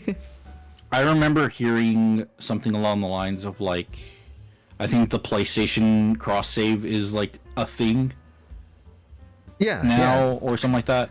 So I'm It's- gonna see if I can get my account back I think it's because still I just don't have my PlayStation anymore. Yeah. I when I had my stuff over on the PlayStation, right? That was like years ago. So like if I log back in now to the PlayStation, it probably would like show like what I had before. Dude, like there's another like detail about my freaking old PlayStation account that I just Oh, yeah. remembered. Oh yeah. That means I'll also get my God Roll heat knife back. Oh yeah.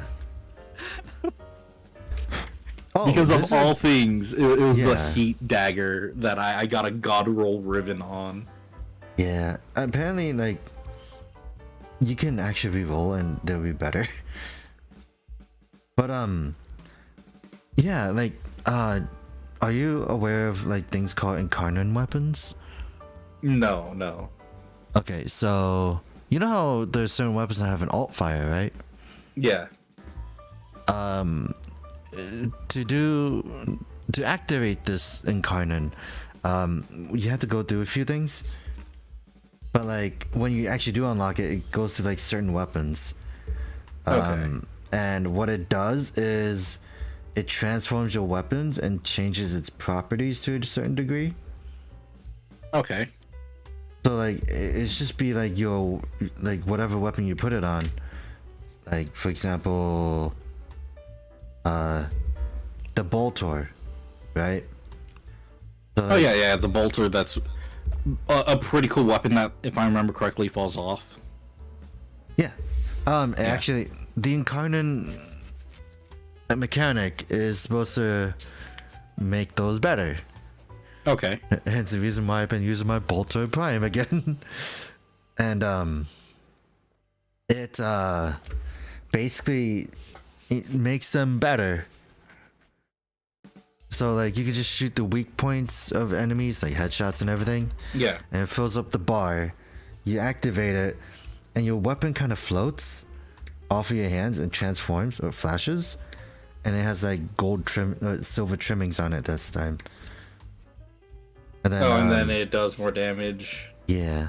That's One of the other incarnate weapons that you get, I think it's called a Fellarx. It's a shotgun that's introduced like the gimmick. So like if you get enough like weakness shots from it, it transforms into two handheld guns that basically shoot a giant ball of energy. Okay, I think I remember which one you're talking about. Yeah. And then another one, which is a pistol called a Latum, which is apparently the best pistol in the game. That basically when you transform it, it turns into an SMG. Oh, that's cool. Yeah. But to get them is rough. I would say it's rough. Because it still has stuff to do with like increasing the standings of that certain area. So it's like, oh, fun. Yeah, wait, wasn't there? I made a list.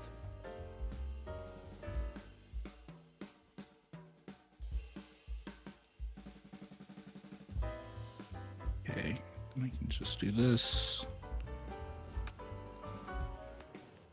I wrote it down yesterday.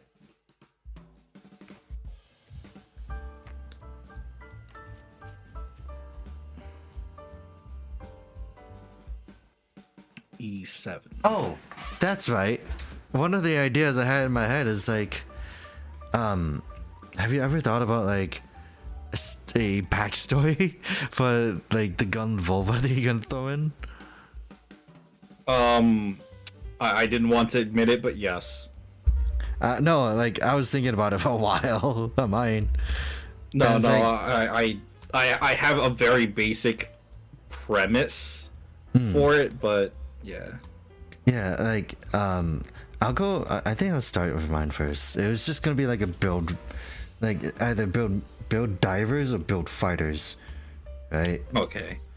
But like, I made it very clear in my head where it's like, I wanted the main character.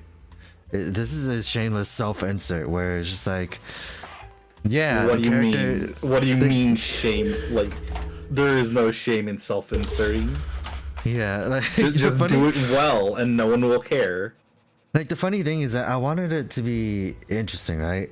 Where the main character is kind of like me. Well, I wouldn't say like shy or introverted or anything. He's just like reluctant to be the first to respond. But like I wanted like also kind of impulsive when it comes to certain things. So I wanted it to be like the only thing I'm envisioning is basically like what was his name? Captain Xeon? Oh my god, yeah, Captain Xeon. Like I sort of wanted it to be like that, but a little more like not so heroic. Dude, like, if I remember correctly, I think there was like they were trying to hint at the idea that Captain Xeon was the little ferret guy. Yeah. Oh god, that would have been fun. But like, I think they're the same person. is it the same voice actor? I don't know. Oh god. But like the one thing is that I wanted my character to actually deal with like people like not so good guys, but like really cruddy players. Like not bad players, but like bullies, I guess, you know? I wanted it to be that generic story, which is like main character gains confidence to stand up for other people, but like this also builds up his confidence. And like I don't know how to explain it, because like the one phrase that went out of my head is in Japanese usually. So like the quote was like Ore wa Gundam Gundam wa ore. Okay, so they have the same Japanese voice actor. Oh, so it might actually be like that's crazy. But like I don't know, I wanted to emphasize on the Setsuna F saying I am Gundam. But like I could never get behind that. I could never get behind that character. No, I couldn't either. I don't understand. I don't watch Double O, but like I like the designs, but I still have yet to watch this show like legitimately. But the funny thing for my character is like, if I had to say it in English, is like I am the Gundam. The Gundam is me. Mm-hmm. Whoever you're referring to, the name is the same. And then like after that, I just wanted the villain goes like, who the hell are you? And then my character goes like,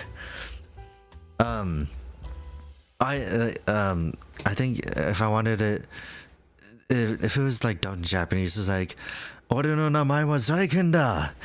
Then like at the end, it would just be like a finisher, and then he'd go like, Yoroshiku onegai shimasu, and then just like blast the enemy away like that. It's like, pleasure to meet you, and it just like dies. I don't know. And now that I said it out loud, I was like, oh my god, the cringe factor is real. And it's like, yeah. It's just one of those things where I'm like, oh, it's such a good idea in my head, but saying it out loud is so weird. Okay. No, it is one of those things where it's yeah, it's one of those things, dude. It's one of those like power moves, I guess, in my head.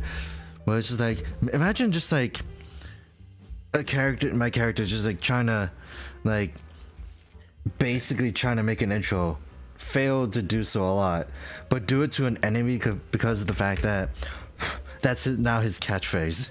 It's like, pleasure to meet you, blast him away. No. But actually, now thinking about it, Build Metaverse was kind of disappointing in the fact that they didn't actually do It's anything. too early. Like, I'm not against the inherent idea of Build Metaverse. It's too early.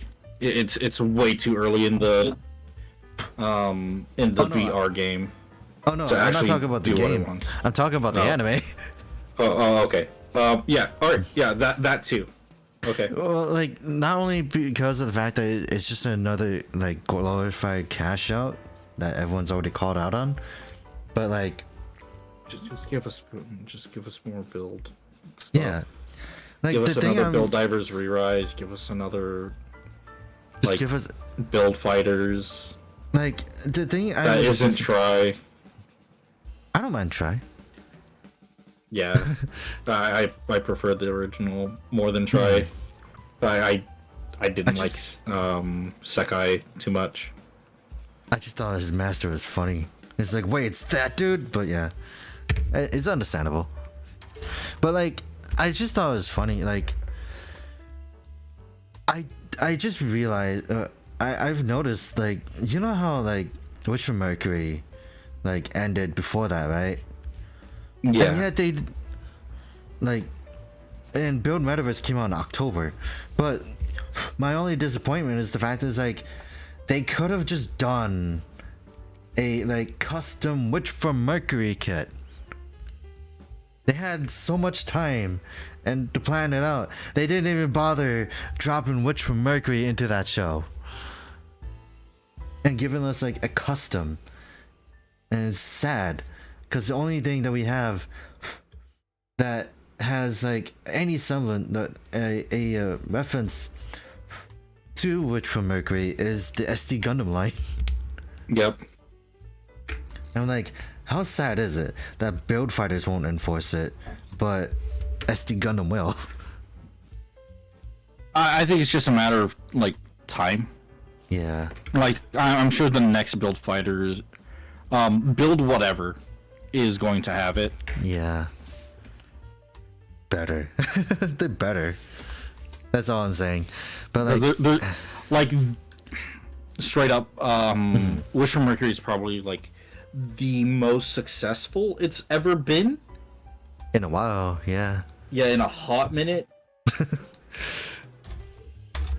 Wait, how far are you right now? I'm finishing up the legs without the thrusters. Okay, I just finished the legs. So we're at the same point. Yeah. Now I'm just working on the hips, it seems. No, actually the upper legs before that. I'm working on the black part of the legs. Okay. That's what I meant to say. Yeah. But yeah, like I just thought about it where it's like I always do that, like when I build stuff or when I make stuff, especially if it's like OC related or like just in general, it's like I can't think of like a reason why this thing exists. It has to have a backstory. Like that's the reason why I shared the Garo fanfic with you, because it's like I drew it, but I made an entire world out of it. Yeah. I'm like, dang, what do I do with this then? But like, it's I guess this is one of those things where it's like, I also heard, like, I don't remember where I saw it, but like people who tend to be, I guess, quote unquote lonely tend to like imagine more. I don't know. I can believe it in general. But like, it's understandable. But it's like, it's also like, I don't really have that false sense of escapism.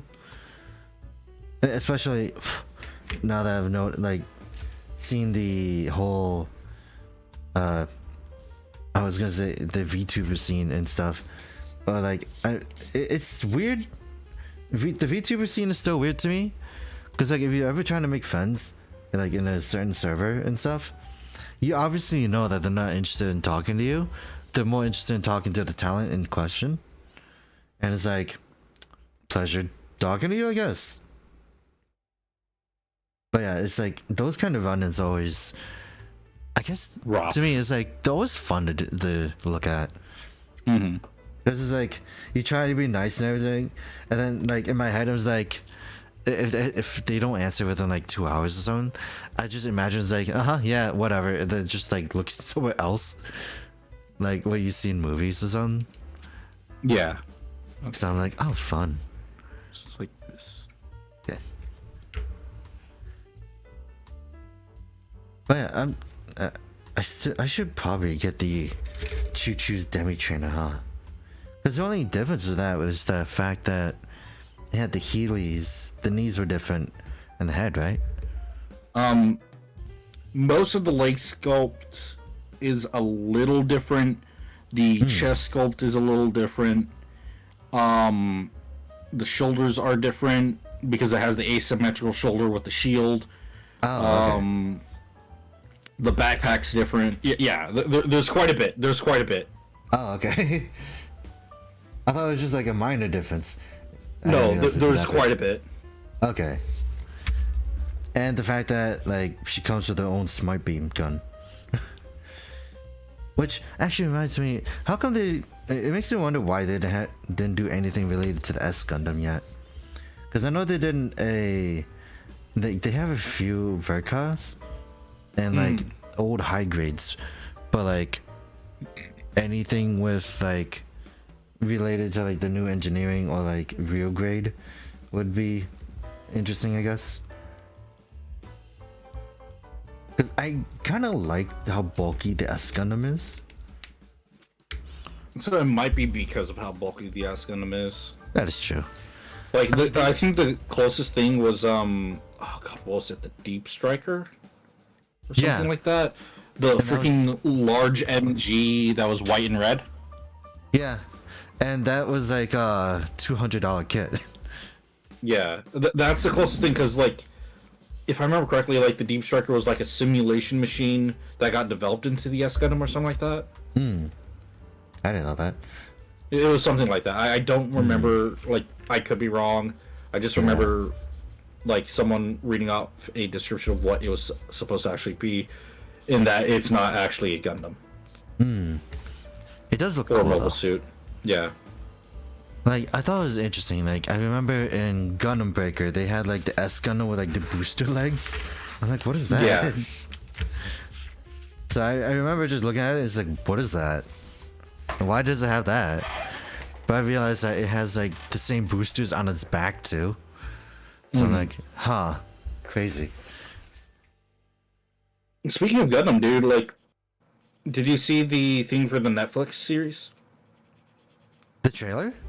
Yeah. I think I remember the first thing that came to mind was like, oh my god, how's Hermit gonna react to this? I remember showing you the trailer, and it's like, oh my god, I hate this. It was like, I'm so mad because it was like space. It was the Xeon forces.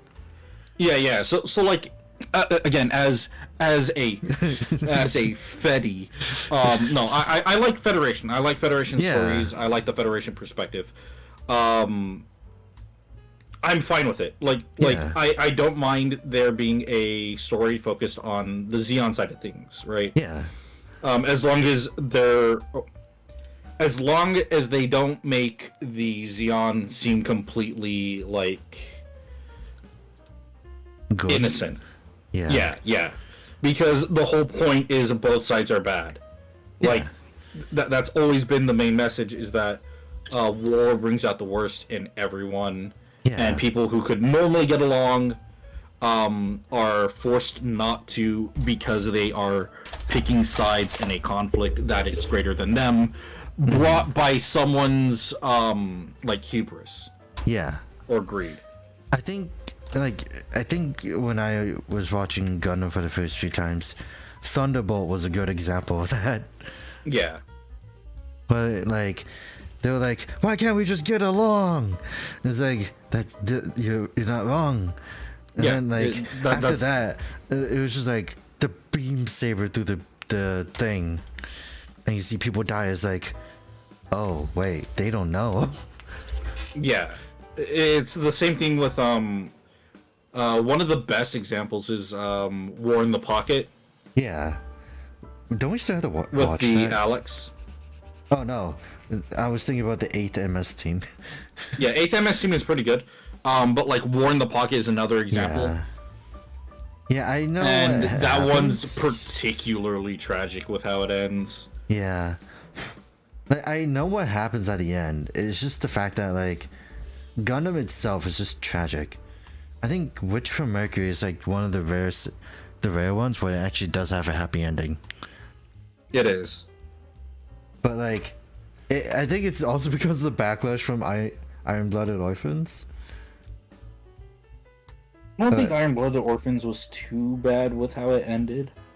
No, it was just the PTSD. Like, I know the first season was understandable because we lost Best Boy. Best Boy Biscuit. And like, I love how it wasn't like a one-note death. Like, everyone was affected by it. Yeah, no, because like that was the point. Like, Biscuit was the voice of reason. Mm-hmm. Which is why, like, that's why the story became kind of like a spiraling growth into a I guess a demise. Yeah. And it was like, you know, it's like it's so well done. And you also realize that like when you realize that he has like a family that like he unfortunately like left behind because of that, it's like, dang. But yeah, like I did like I think Iron-Blooded Orphans was like the actually the first Gundam I actually watched the entirety of. But then like it's still hard to watch, because like the one I feel very bothered by was her laughter, like her death, because it was just a simple assassination. It was like 1, 2, that's it, and then she's dead. And it's just like, wow, best girl dies. I guess. Yeah. And it's just like one of those things where I'm like, God, now Akihiro is like, you know, actually, I still Space think Berserk. Yeah, like I like how he went out, because he went out with like exactly what he wanted. Yeah, no. Everyone was happy with it. Yeah. Just the freaking the catharsis. And it's like, I love the fact that he also just pulled out the scissors from the ground. Like, he's like exactly knows where it is. Yeah. But yeah, it was just like one of those things where it's like, yeah, everyone hated Eok, and it was understandable because he started everything, most of the events that happened there, like the downfall. So it's like, oh God, I finally, I got the kit put together though. Cool. So there's that. I like how bulky this thing is. Do you have the backpack yet? Do you have the backpack yet? I don't have the backpack or the weapons yet, but I got the main frame done. I could definitely see those in customs. Holy cow. I remember seeing someone use 2 of the Demi Barding and turn it into like a quadruped. Yep. It's interesting. But yeah, like I don't know, like I don't really know how I feel about the other IBO story that they used for mobile. Oh, Herder Hunt or something like that. Yeah. Yeah, like I don't know how to feel about that other than the fact that it's like it exists. Wait, did I forget stickers? I don't know much about it. I would like to, because I am curious about the other Calamity War kits being unveiled. Yeah. Wait, I feel like I'm missing stickers, but I'm not. Oh, I forgot to put stickers on. Whatever. But like, I know they brought in one of the coolest scenes in there, which is like Hajiro Boshi unlocking more memories of what it used to be. It used to be called Gundam Marcosius. Yeah, Marcosius, yeah. But then like the craziest thing about that, right, was the fact that that Gundam had a cape. Like a giant red cloth. Why? Because it can. Why not? And it was interesting because they were fighting against the mobile armor.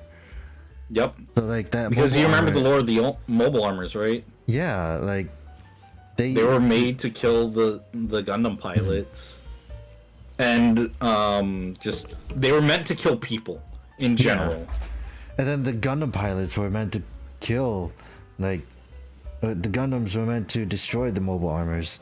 Yeah. So it's just like, it was cool seeing Marcosius just kind of like go ham, right?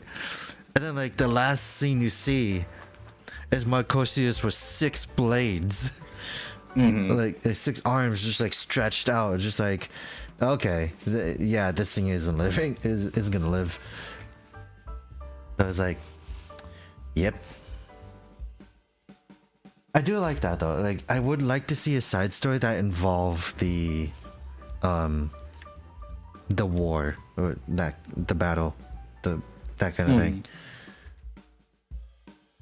But we could only dream, because they didn't reveal a lot of mobile suits anyways, unfortunately. I would love to see all 72.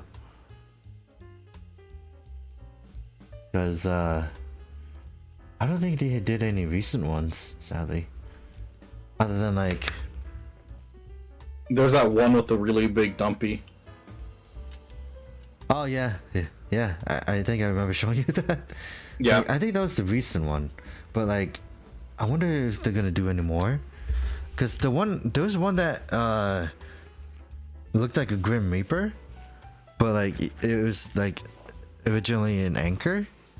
Grimoire, I'm pretty sure. I would like to get the Grimoire, but I also just remember why I wasn't so big on the kits anymore.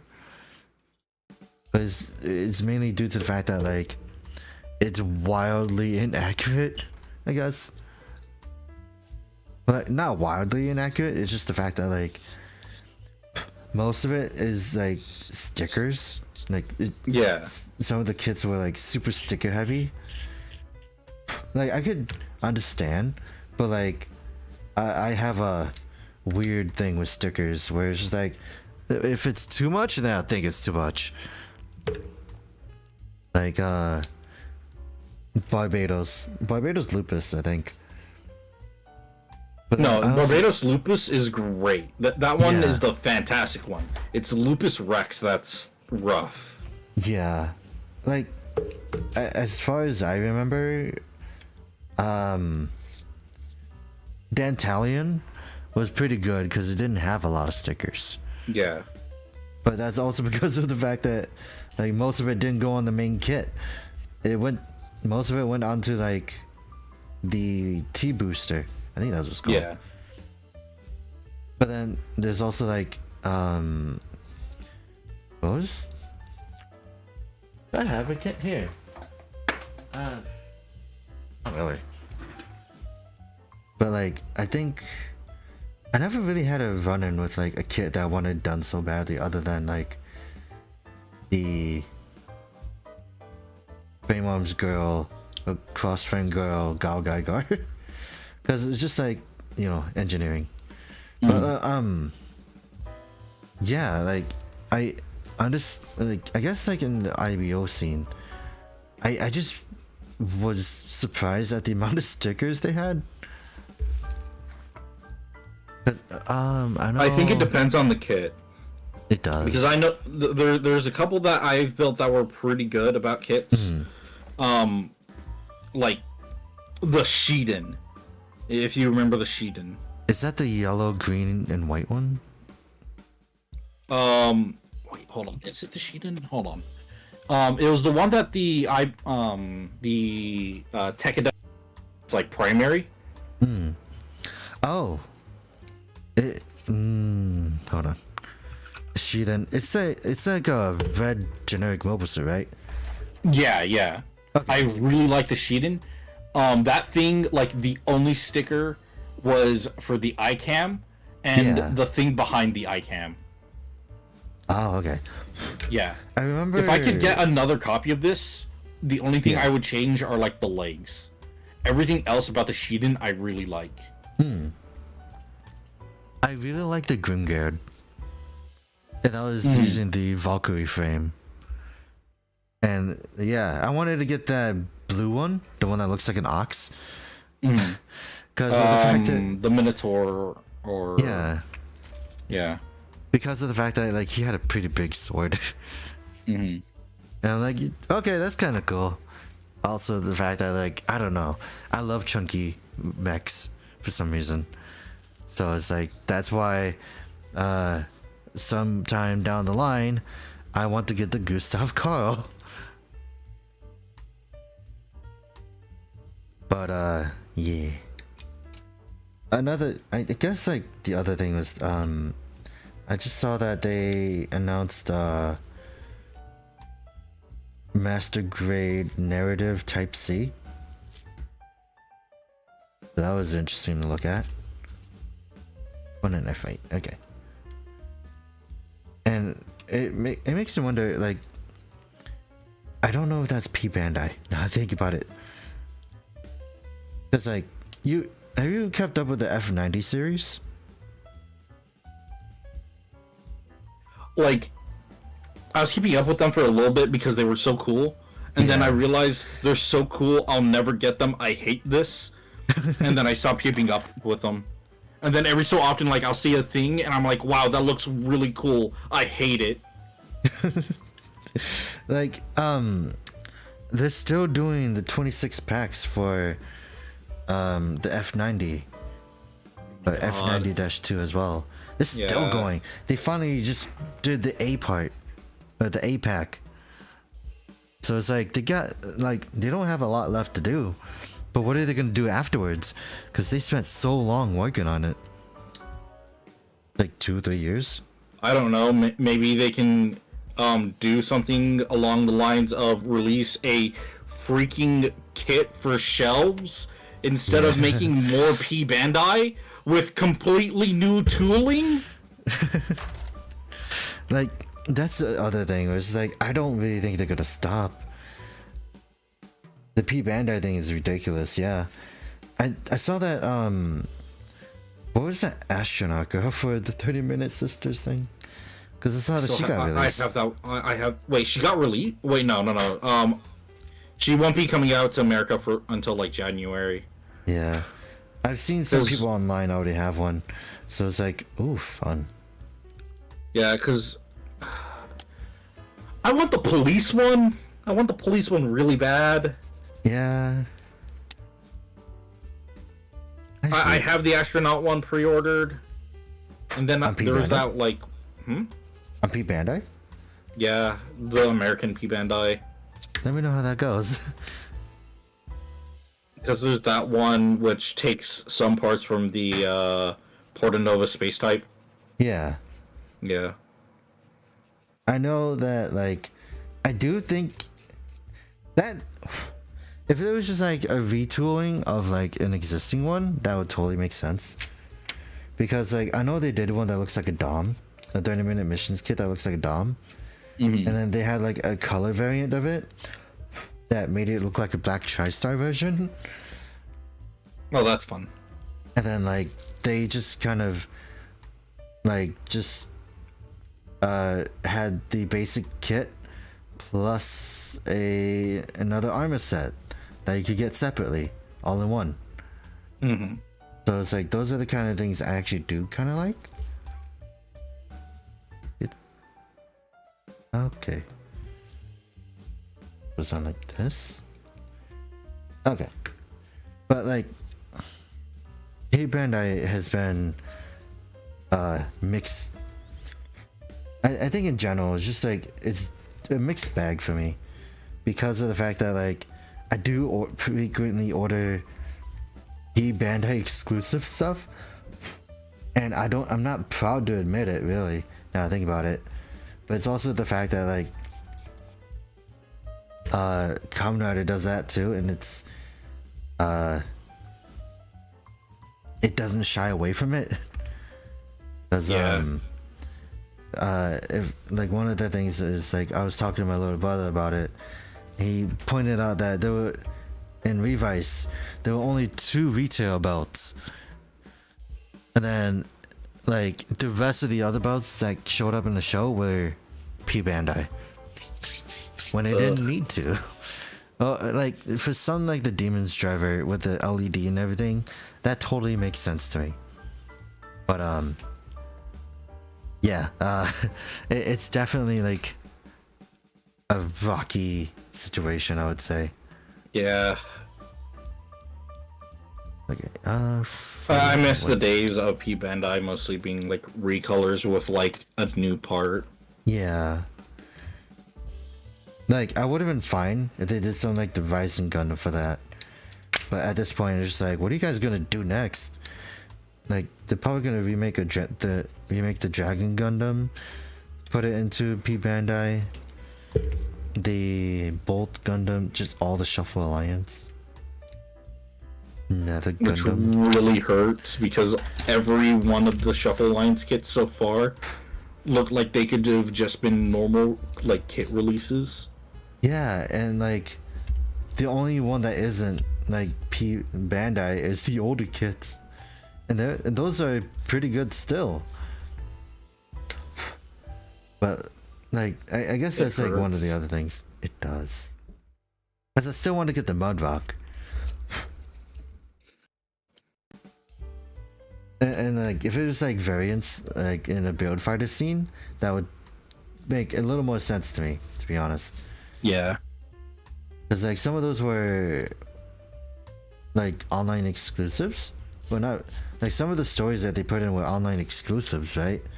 So to me it makes sense that way. Mm-hmm.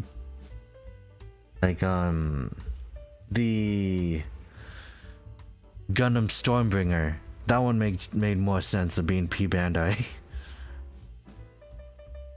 But like there's also that pod from that same thing. I just remember it being an online novel, a build novel or something like that. But other than that, like, yeah, Bandai is weird. Especially, actually, now I think about it, I'm just remembering another thing, which was the soda line, where they just are just like, yeah, you could get the retail one, or you could get the premium ones, which actually have a little more, which literally means like they have like actual like compound eyes for the riders and everything, not a lot of stickers, pre-painted and stuff like that. It's like, wow, they're really doing it. That's crazy. Yeah, and that's like double the like. It's like two, like not only that, like it's pre-painted for the most part, like an extra pair of hands, an actual soda base, and then like it's only 2 figures, and it's like double the price. So you're basically paying for 2 when you could just get a box of 12 or 6. And it's like, ugh. and it's like, okay, weird. But it's like, I guess I can understand, but I don't understand at the same time. So I'm just like, just lost with Bandai. It's like, what do you guys really want to do? Make money. Yeah. Yeah. I do want to pick up like a soda kit at some point and just like paint it. Yeah, I think if you really want the articulation and everything, Saber onwards to now are better chances, really. Well, no, like if I paint it, I'm kind of scared of articulation because that would mean like I would have to like plan around scraping. Oh yeah. Or you could just buy like a generic enemy. I know that they don't do villains anymore, which is sad. But Saber used had like a total of 4 that aren't writers. 3 actually. Okay. No, it's 4. It's 4. What am I thinking? Like they had 4 monsters that were just monsters. Like they're pretty prevalent to the story, I guess. But yeah. But other than that, most of the solo has just been like writers recently, so it's like okay.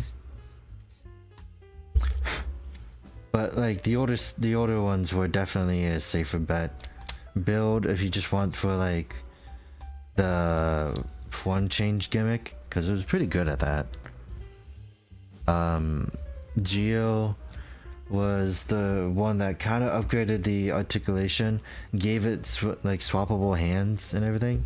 And like actually no, Build was the one that introduced more articulation in like terms of like waist joints and everything.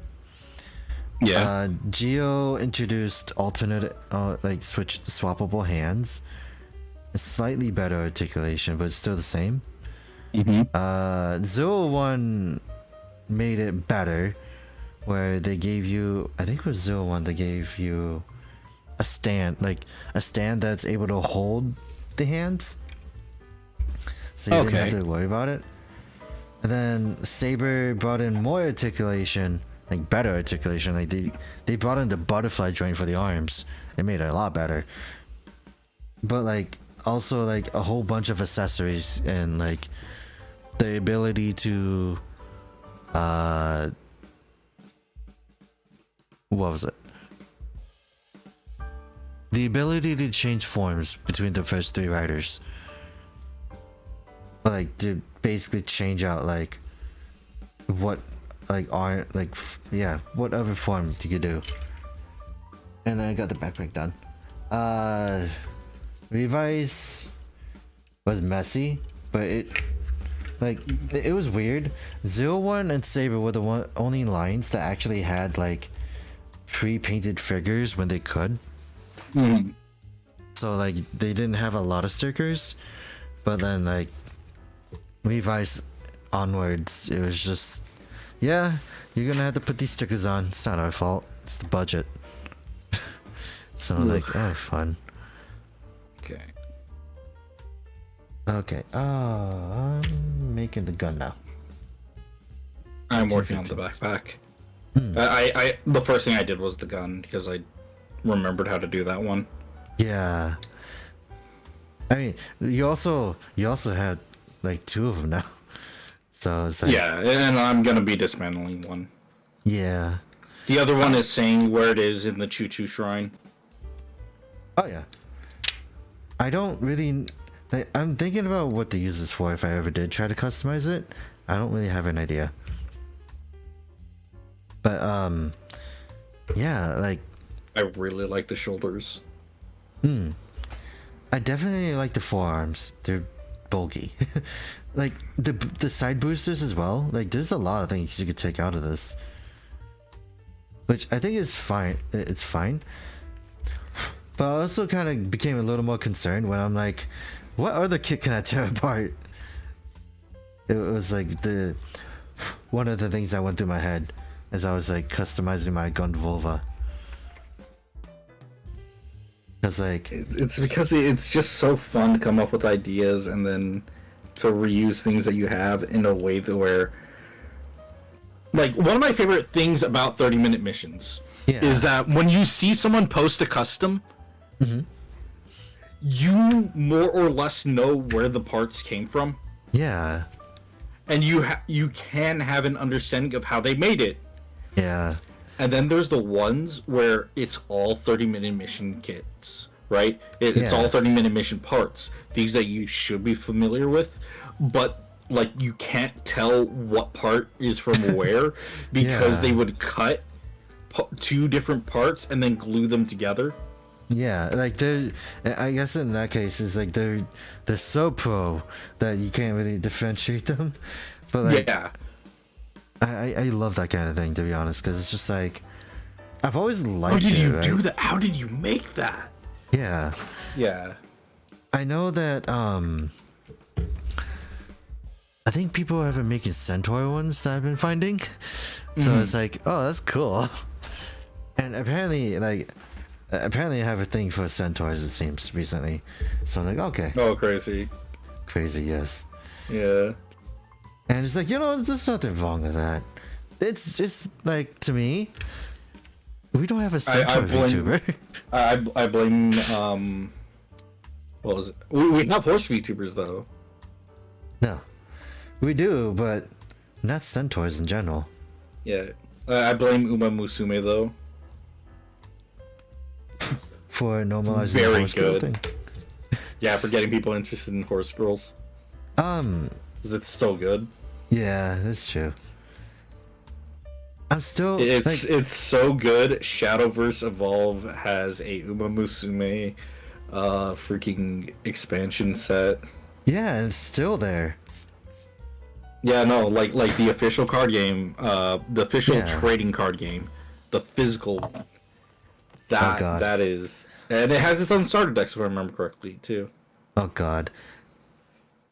That's another thing I'm just debating on, like, not trying to get into this time. Yeah, no, it's card games are expensive, man. They are. Wait, am I even putting this? Like I'm looking at trying to build a deck for a different format of Card Fight Vanguard, right? Yeah. And the deck I want to build, for the most part, like it's pretty cheap. Yeah. Like some of the cards I want are like $5 here, $3 here, $2. One of the cards I'm probably going to be playing is apparently part of a buyout, so the price on that is like skyrocketed. Oh, God. And I don't know what caused the buyout or why they were buying it out, but I mean, okay, sure. But like one of the main cards that I will need for that deck at probably 4 copies is $20 Altogether? per copy. Oh god. Yeah, like I kind of understand that. Like okay, Zryken. Yes.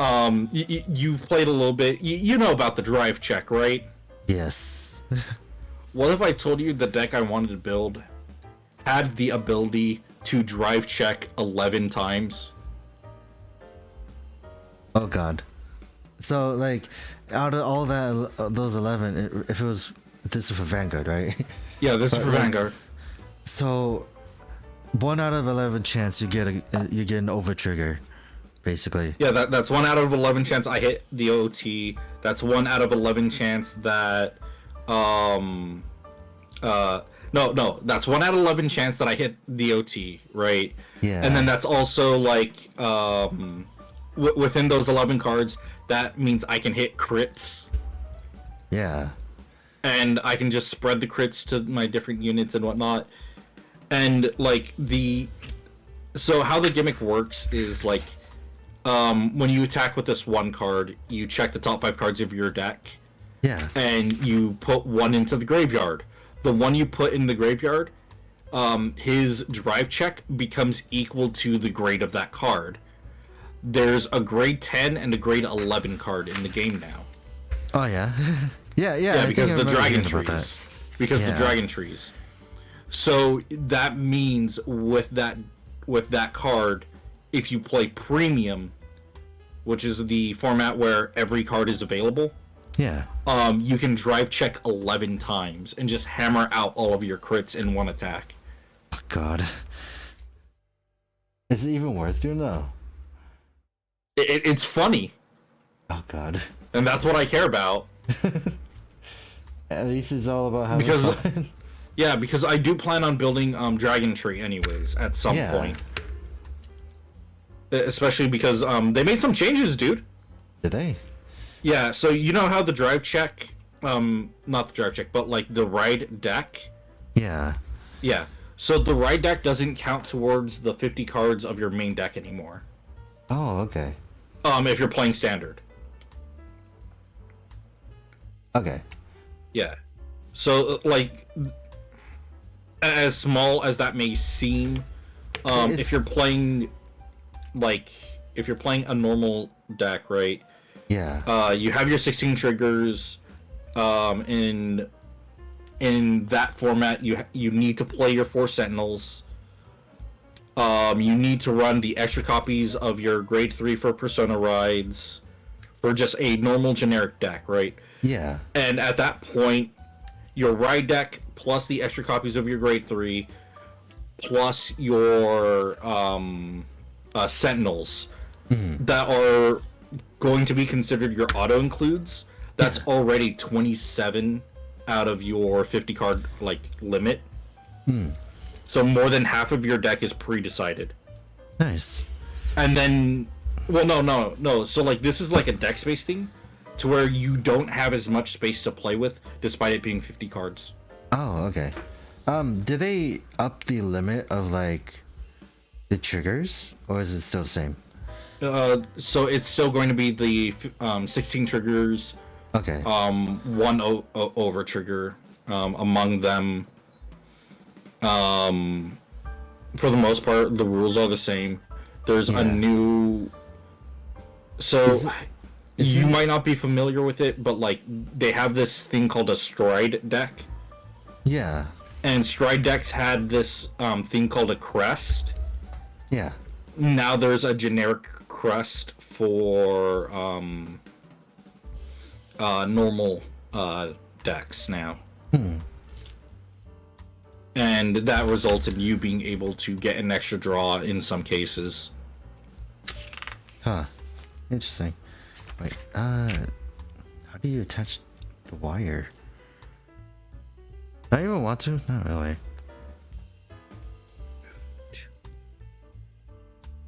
Like, I also saw that there's a new one? New Vanguard? Yeah, so it's the next season because the Cardfight Vanguard anime came to an end. The current season, or the last season, came to its end.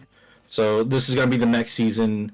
There's going to be some new stuff that seems interesting. I saw it was about like it was like energy related. Yeah, so the energy is that crest thing that I was talking about. Yeah. And essentially what it means is like on your right turn you get 3 charges or something like that, and you can spend 7 energy charges to draw a card.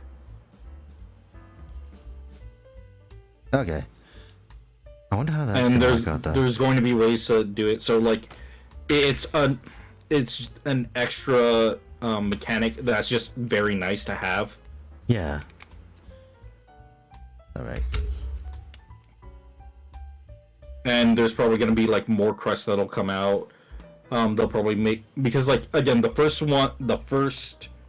version of the gimmick is probably going to be like a general one where they kind of feel themselves on how they want to actually explore it. Yeah. So they might come out with more offensive or defensive ones. Yeah. Are you already done with yours? No. Oh.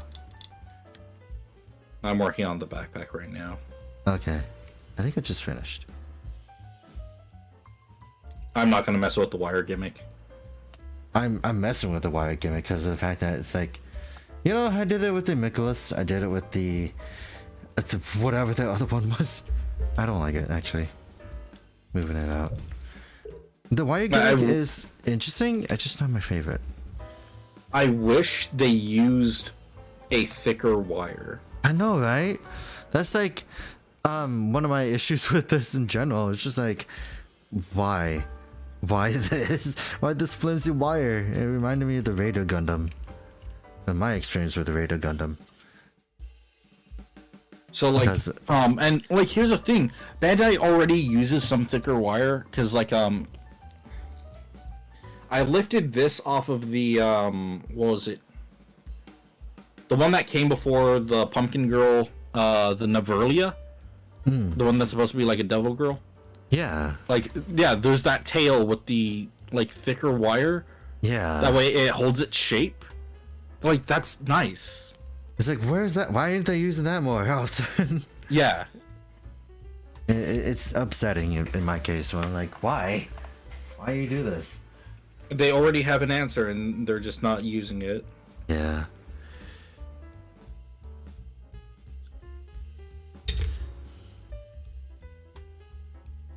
I kind of wish that these guns were compatible, actually.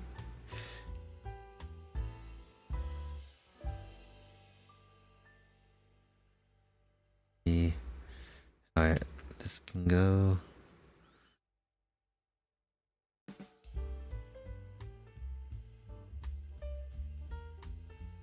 That can fit.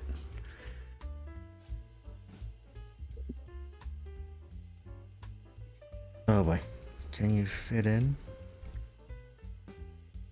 Yes. And now next one.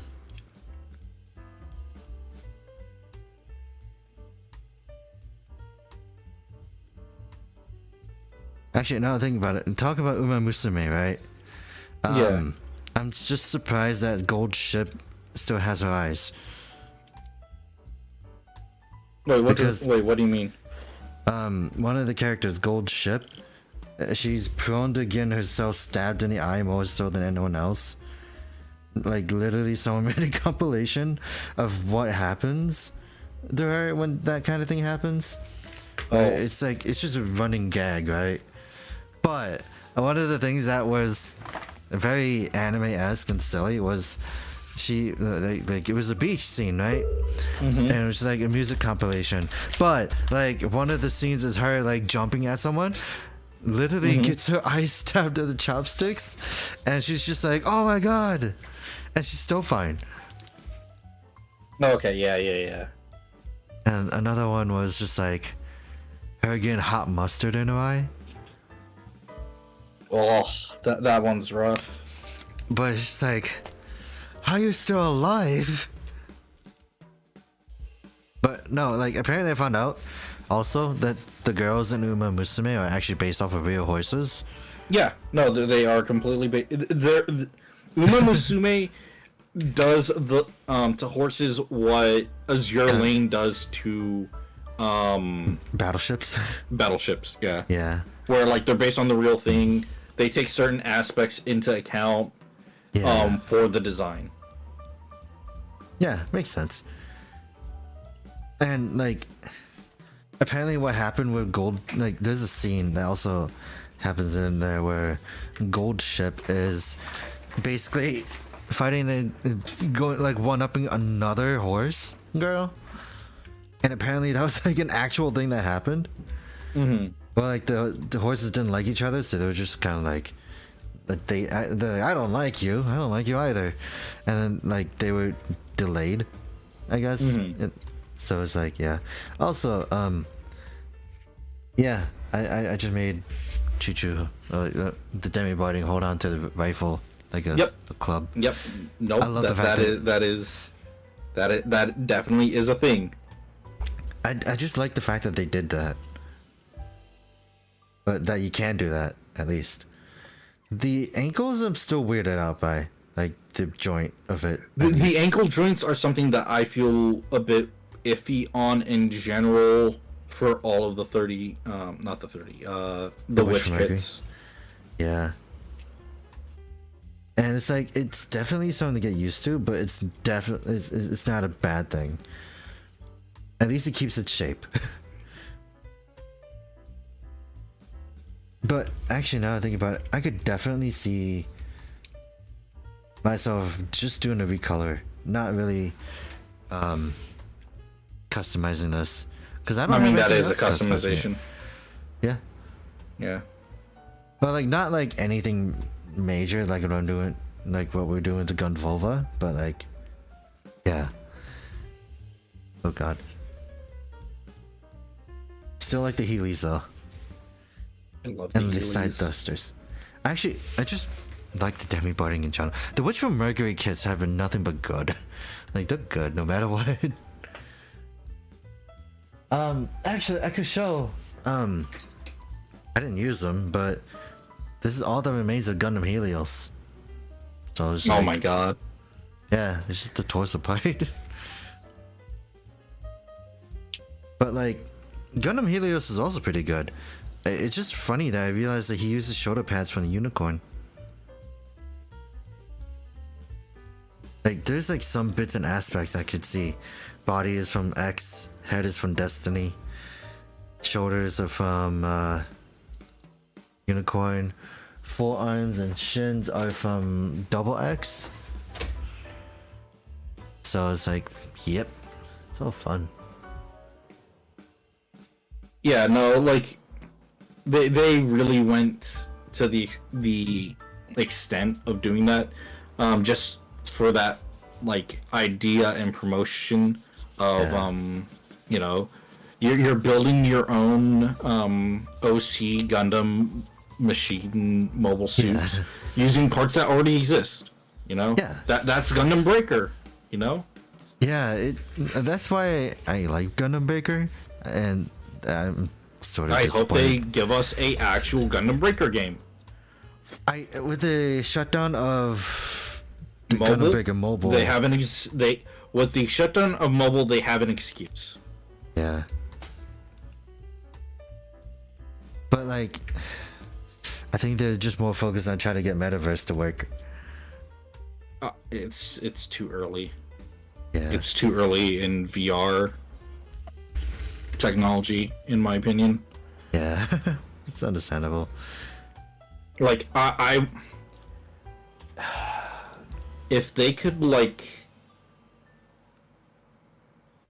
how do I put this?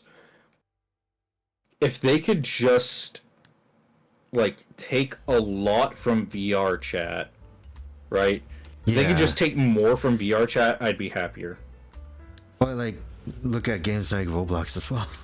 Well, no, because like the reason why I point at VR chat in general, like VR chat specifically, is because of Build Divers and Build Divers Rise, because it's just VR chat. That is true. It is just VR chat, custom avatars, and all that stuff. It is Gundam themed VR chat, and I'm all about that. I would love that, right? Yeah. But like, because they're trying to make everything official, like we end up having like just really samey avatars. I don't like that. That's true. I would like an actual character customization thing, or like let us. I don't know, like find a way to regulate custom models. Yeah. Or let us, or open it up to where we can do things client side. For our own. Well, actually, no. There's problems with client side stuff actually. So I don't know. Just let us make our own avatars, huh? Just turn it into Gmod. Although Gmod is kind of another can of worms, I would say. Yeah. But, I'm also done. Yeah, I have Aerial Rebuild and Demi Barding sided right next to each other. I really started opening up to really liking the Aerial Rebuild because I think the high grade makes it look a lot better than I initially thought. Yeah. But like, I looked at it the way I did with like the Aerial, where it's just like Aerial has some weird aspects, right? Where Aerial's just like very big chested, like I guess, and like the arms are like so thin. But then like having it in hand and like having the armor, like having the gun bits put on as armor, and like bulked it out a little more, and I like it. Yeah. And with the Aerial Rebuild, it was already bulked out, and it was like it was done in the right areas. But then like having the gun bits all over the kits is the same thing, but it's just a little better. I found out that the area rebuild holds on to the bits better than Caliburn. It's sad. And it's like, yeah, it's just good. But then you get the Demi Barding. Demi Barding is really good as a generic kit, despite the fact that it's not a generic kit. It's like a one of a kind. Yeah, no. It's the Demi Barding wasn't mass produced. No, but I think that was the. Actually, I'm looking at the manual, and apparently there is some like minor coloring issues where. Oh, there's this is not a color accurate. They did that thing where they casted the plastic in the wrong color. Oh yeah. Yeah, so like it's not even color accurate to what Demi Barding is supposed to be. Yeah. Yeah, like I know someone was talking about that. This is Gundam reviewer that I don't watch, because every time I look at him, it's like I always think of like, do you know a guy named Type V3? Yeah. Like, I can't help but like think it's like, wait, this guy is copying this dude, but it's fine because Type V3's gone. So. Yeah, so like I think this is like the closer mock-up. So it's supposed to be a darker, like slightly more brown. Yeah. And then we got this weird kind of like off green. Almost. Oh yeah, true. Like the colors for this remind me of the Gusion remake. Yeah, kinda. So it says that, and there's this Demi trainer. And it's like I can't combine them both because of the fact that they're the same thing, really. Or like the I would say like the Demi trainer doesn't offer much in customization. Not yet. Maybe like when I get like bigger kits, I could just make it like that. I don't know. Ideas. There's like too many ideas pulling into my head right now. It's great. Yes. Okay. But with that, I think we can wrap up here, man. Yeah. So with that, I think yeah, it's definitely a good day, a good time to stop. It's what, 4, almost 5. You gotta get ready for your next stream. So, yeah. And this time I won't be muted. Yes, you learned your lesson today. Yeah, I learned my lesson today. But that was fun actually. Like, when did we last do a collab? Like 2 months ago. Jeez, something like that. Yeah. Yeah. So it's like definitely another one. I feel like the next one shouldn't be a model kit, like another thing related to model kits though. We should probably just play a game. Oh yeah, no, dude, I'd be completely down for that. Yeah. Like But, if you wanted, dude, we could make that Oblivion. That way I could give you deep lore. You'd be like the voice inside my head. Dude. But yeah, I'll probably think about what to do about it. Yeah. Or I could just have you. We could just do Lunacid. Side by side Lunacid. Or Because like, yeah. I still have some endings I need to get. Yeah, I know that. I still gotta do, what was it, Nightmare and Decay? Yeah, Nightmare of Decay. There's just too many games, so I'm like, yeah. But I dedicated this month to Hollow Life, so that's gonna be another time. Because tomorrow I'll be playing Idol Showdown, so I'm like, yeah, fun. Get some Picora in for me, my dude. Yeah, I will. Yeah. Especially because of yesterday's video, she got married to Marine, so yay. Oh, congratulations. Apparently they have a baby together, so it's like, how does that work? God. Don't ask. But Don't worry about it. Nah, everyone's happy for them. But yeah, before I drone on, I'm Zryken. And I'm Hermit Bounce. We basically build a Demi Barding, and we'll see you guys next time. Alright, goodbye. Bye bye. Gotta mute first.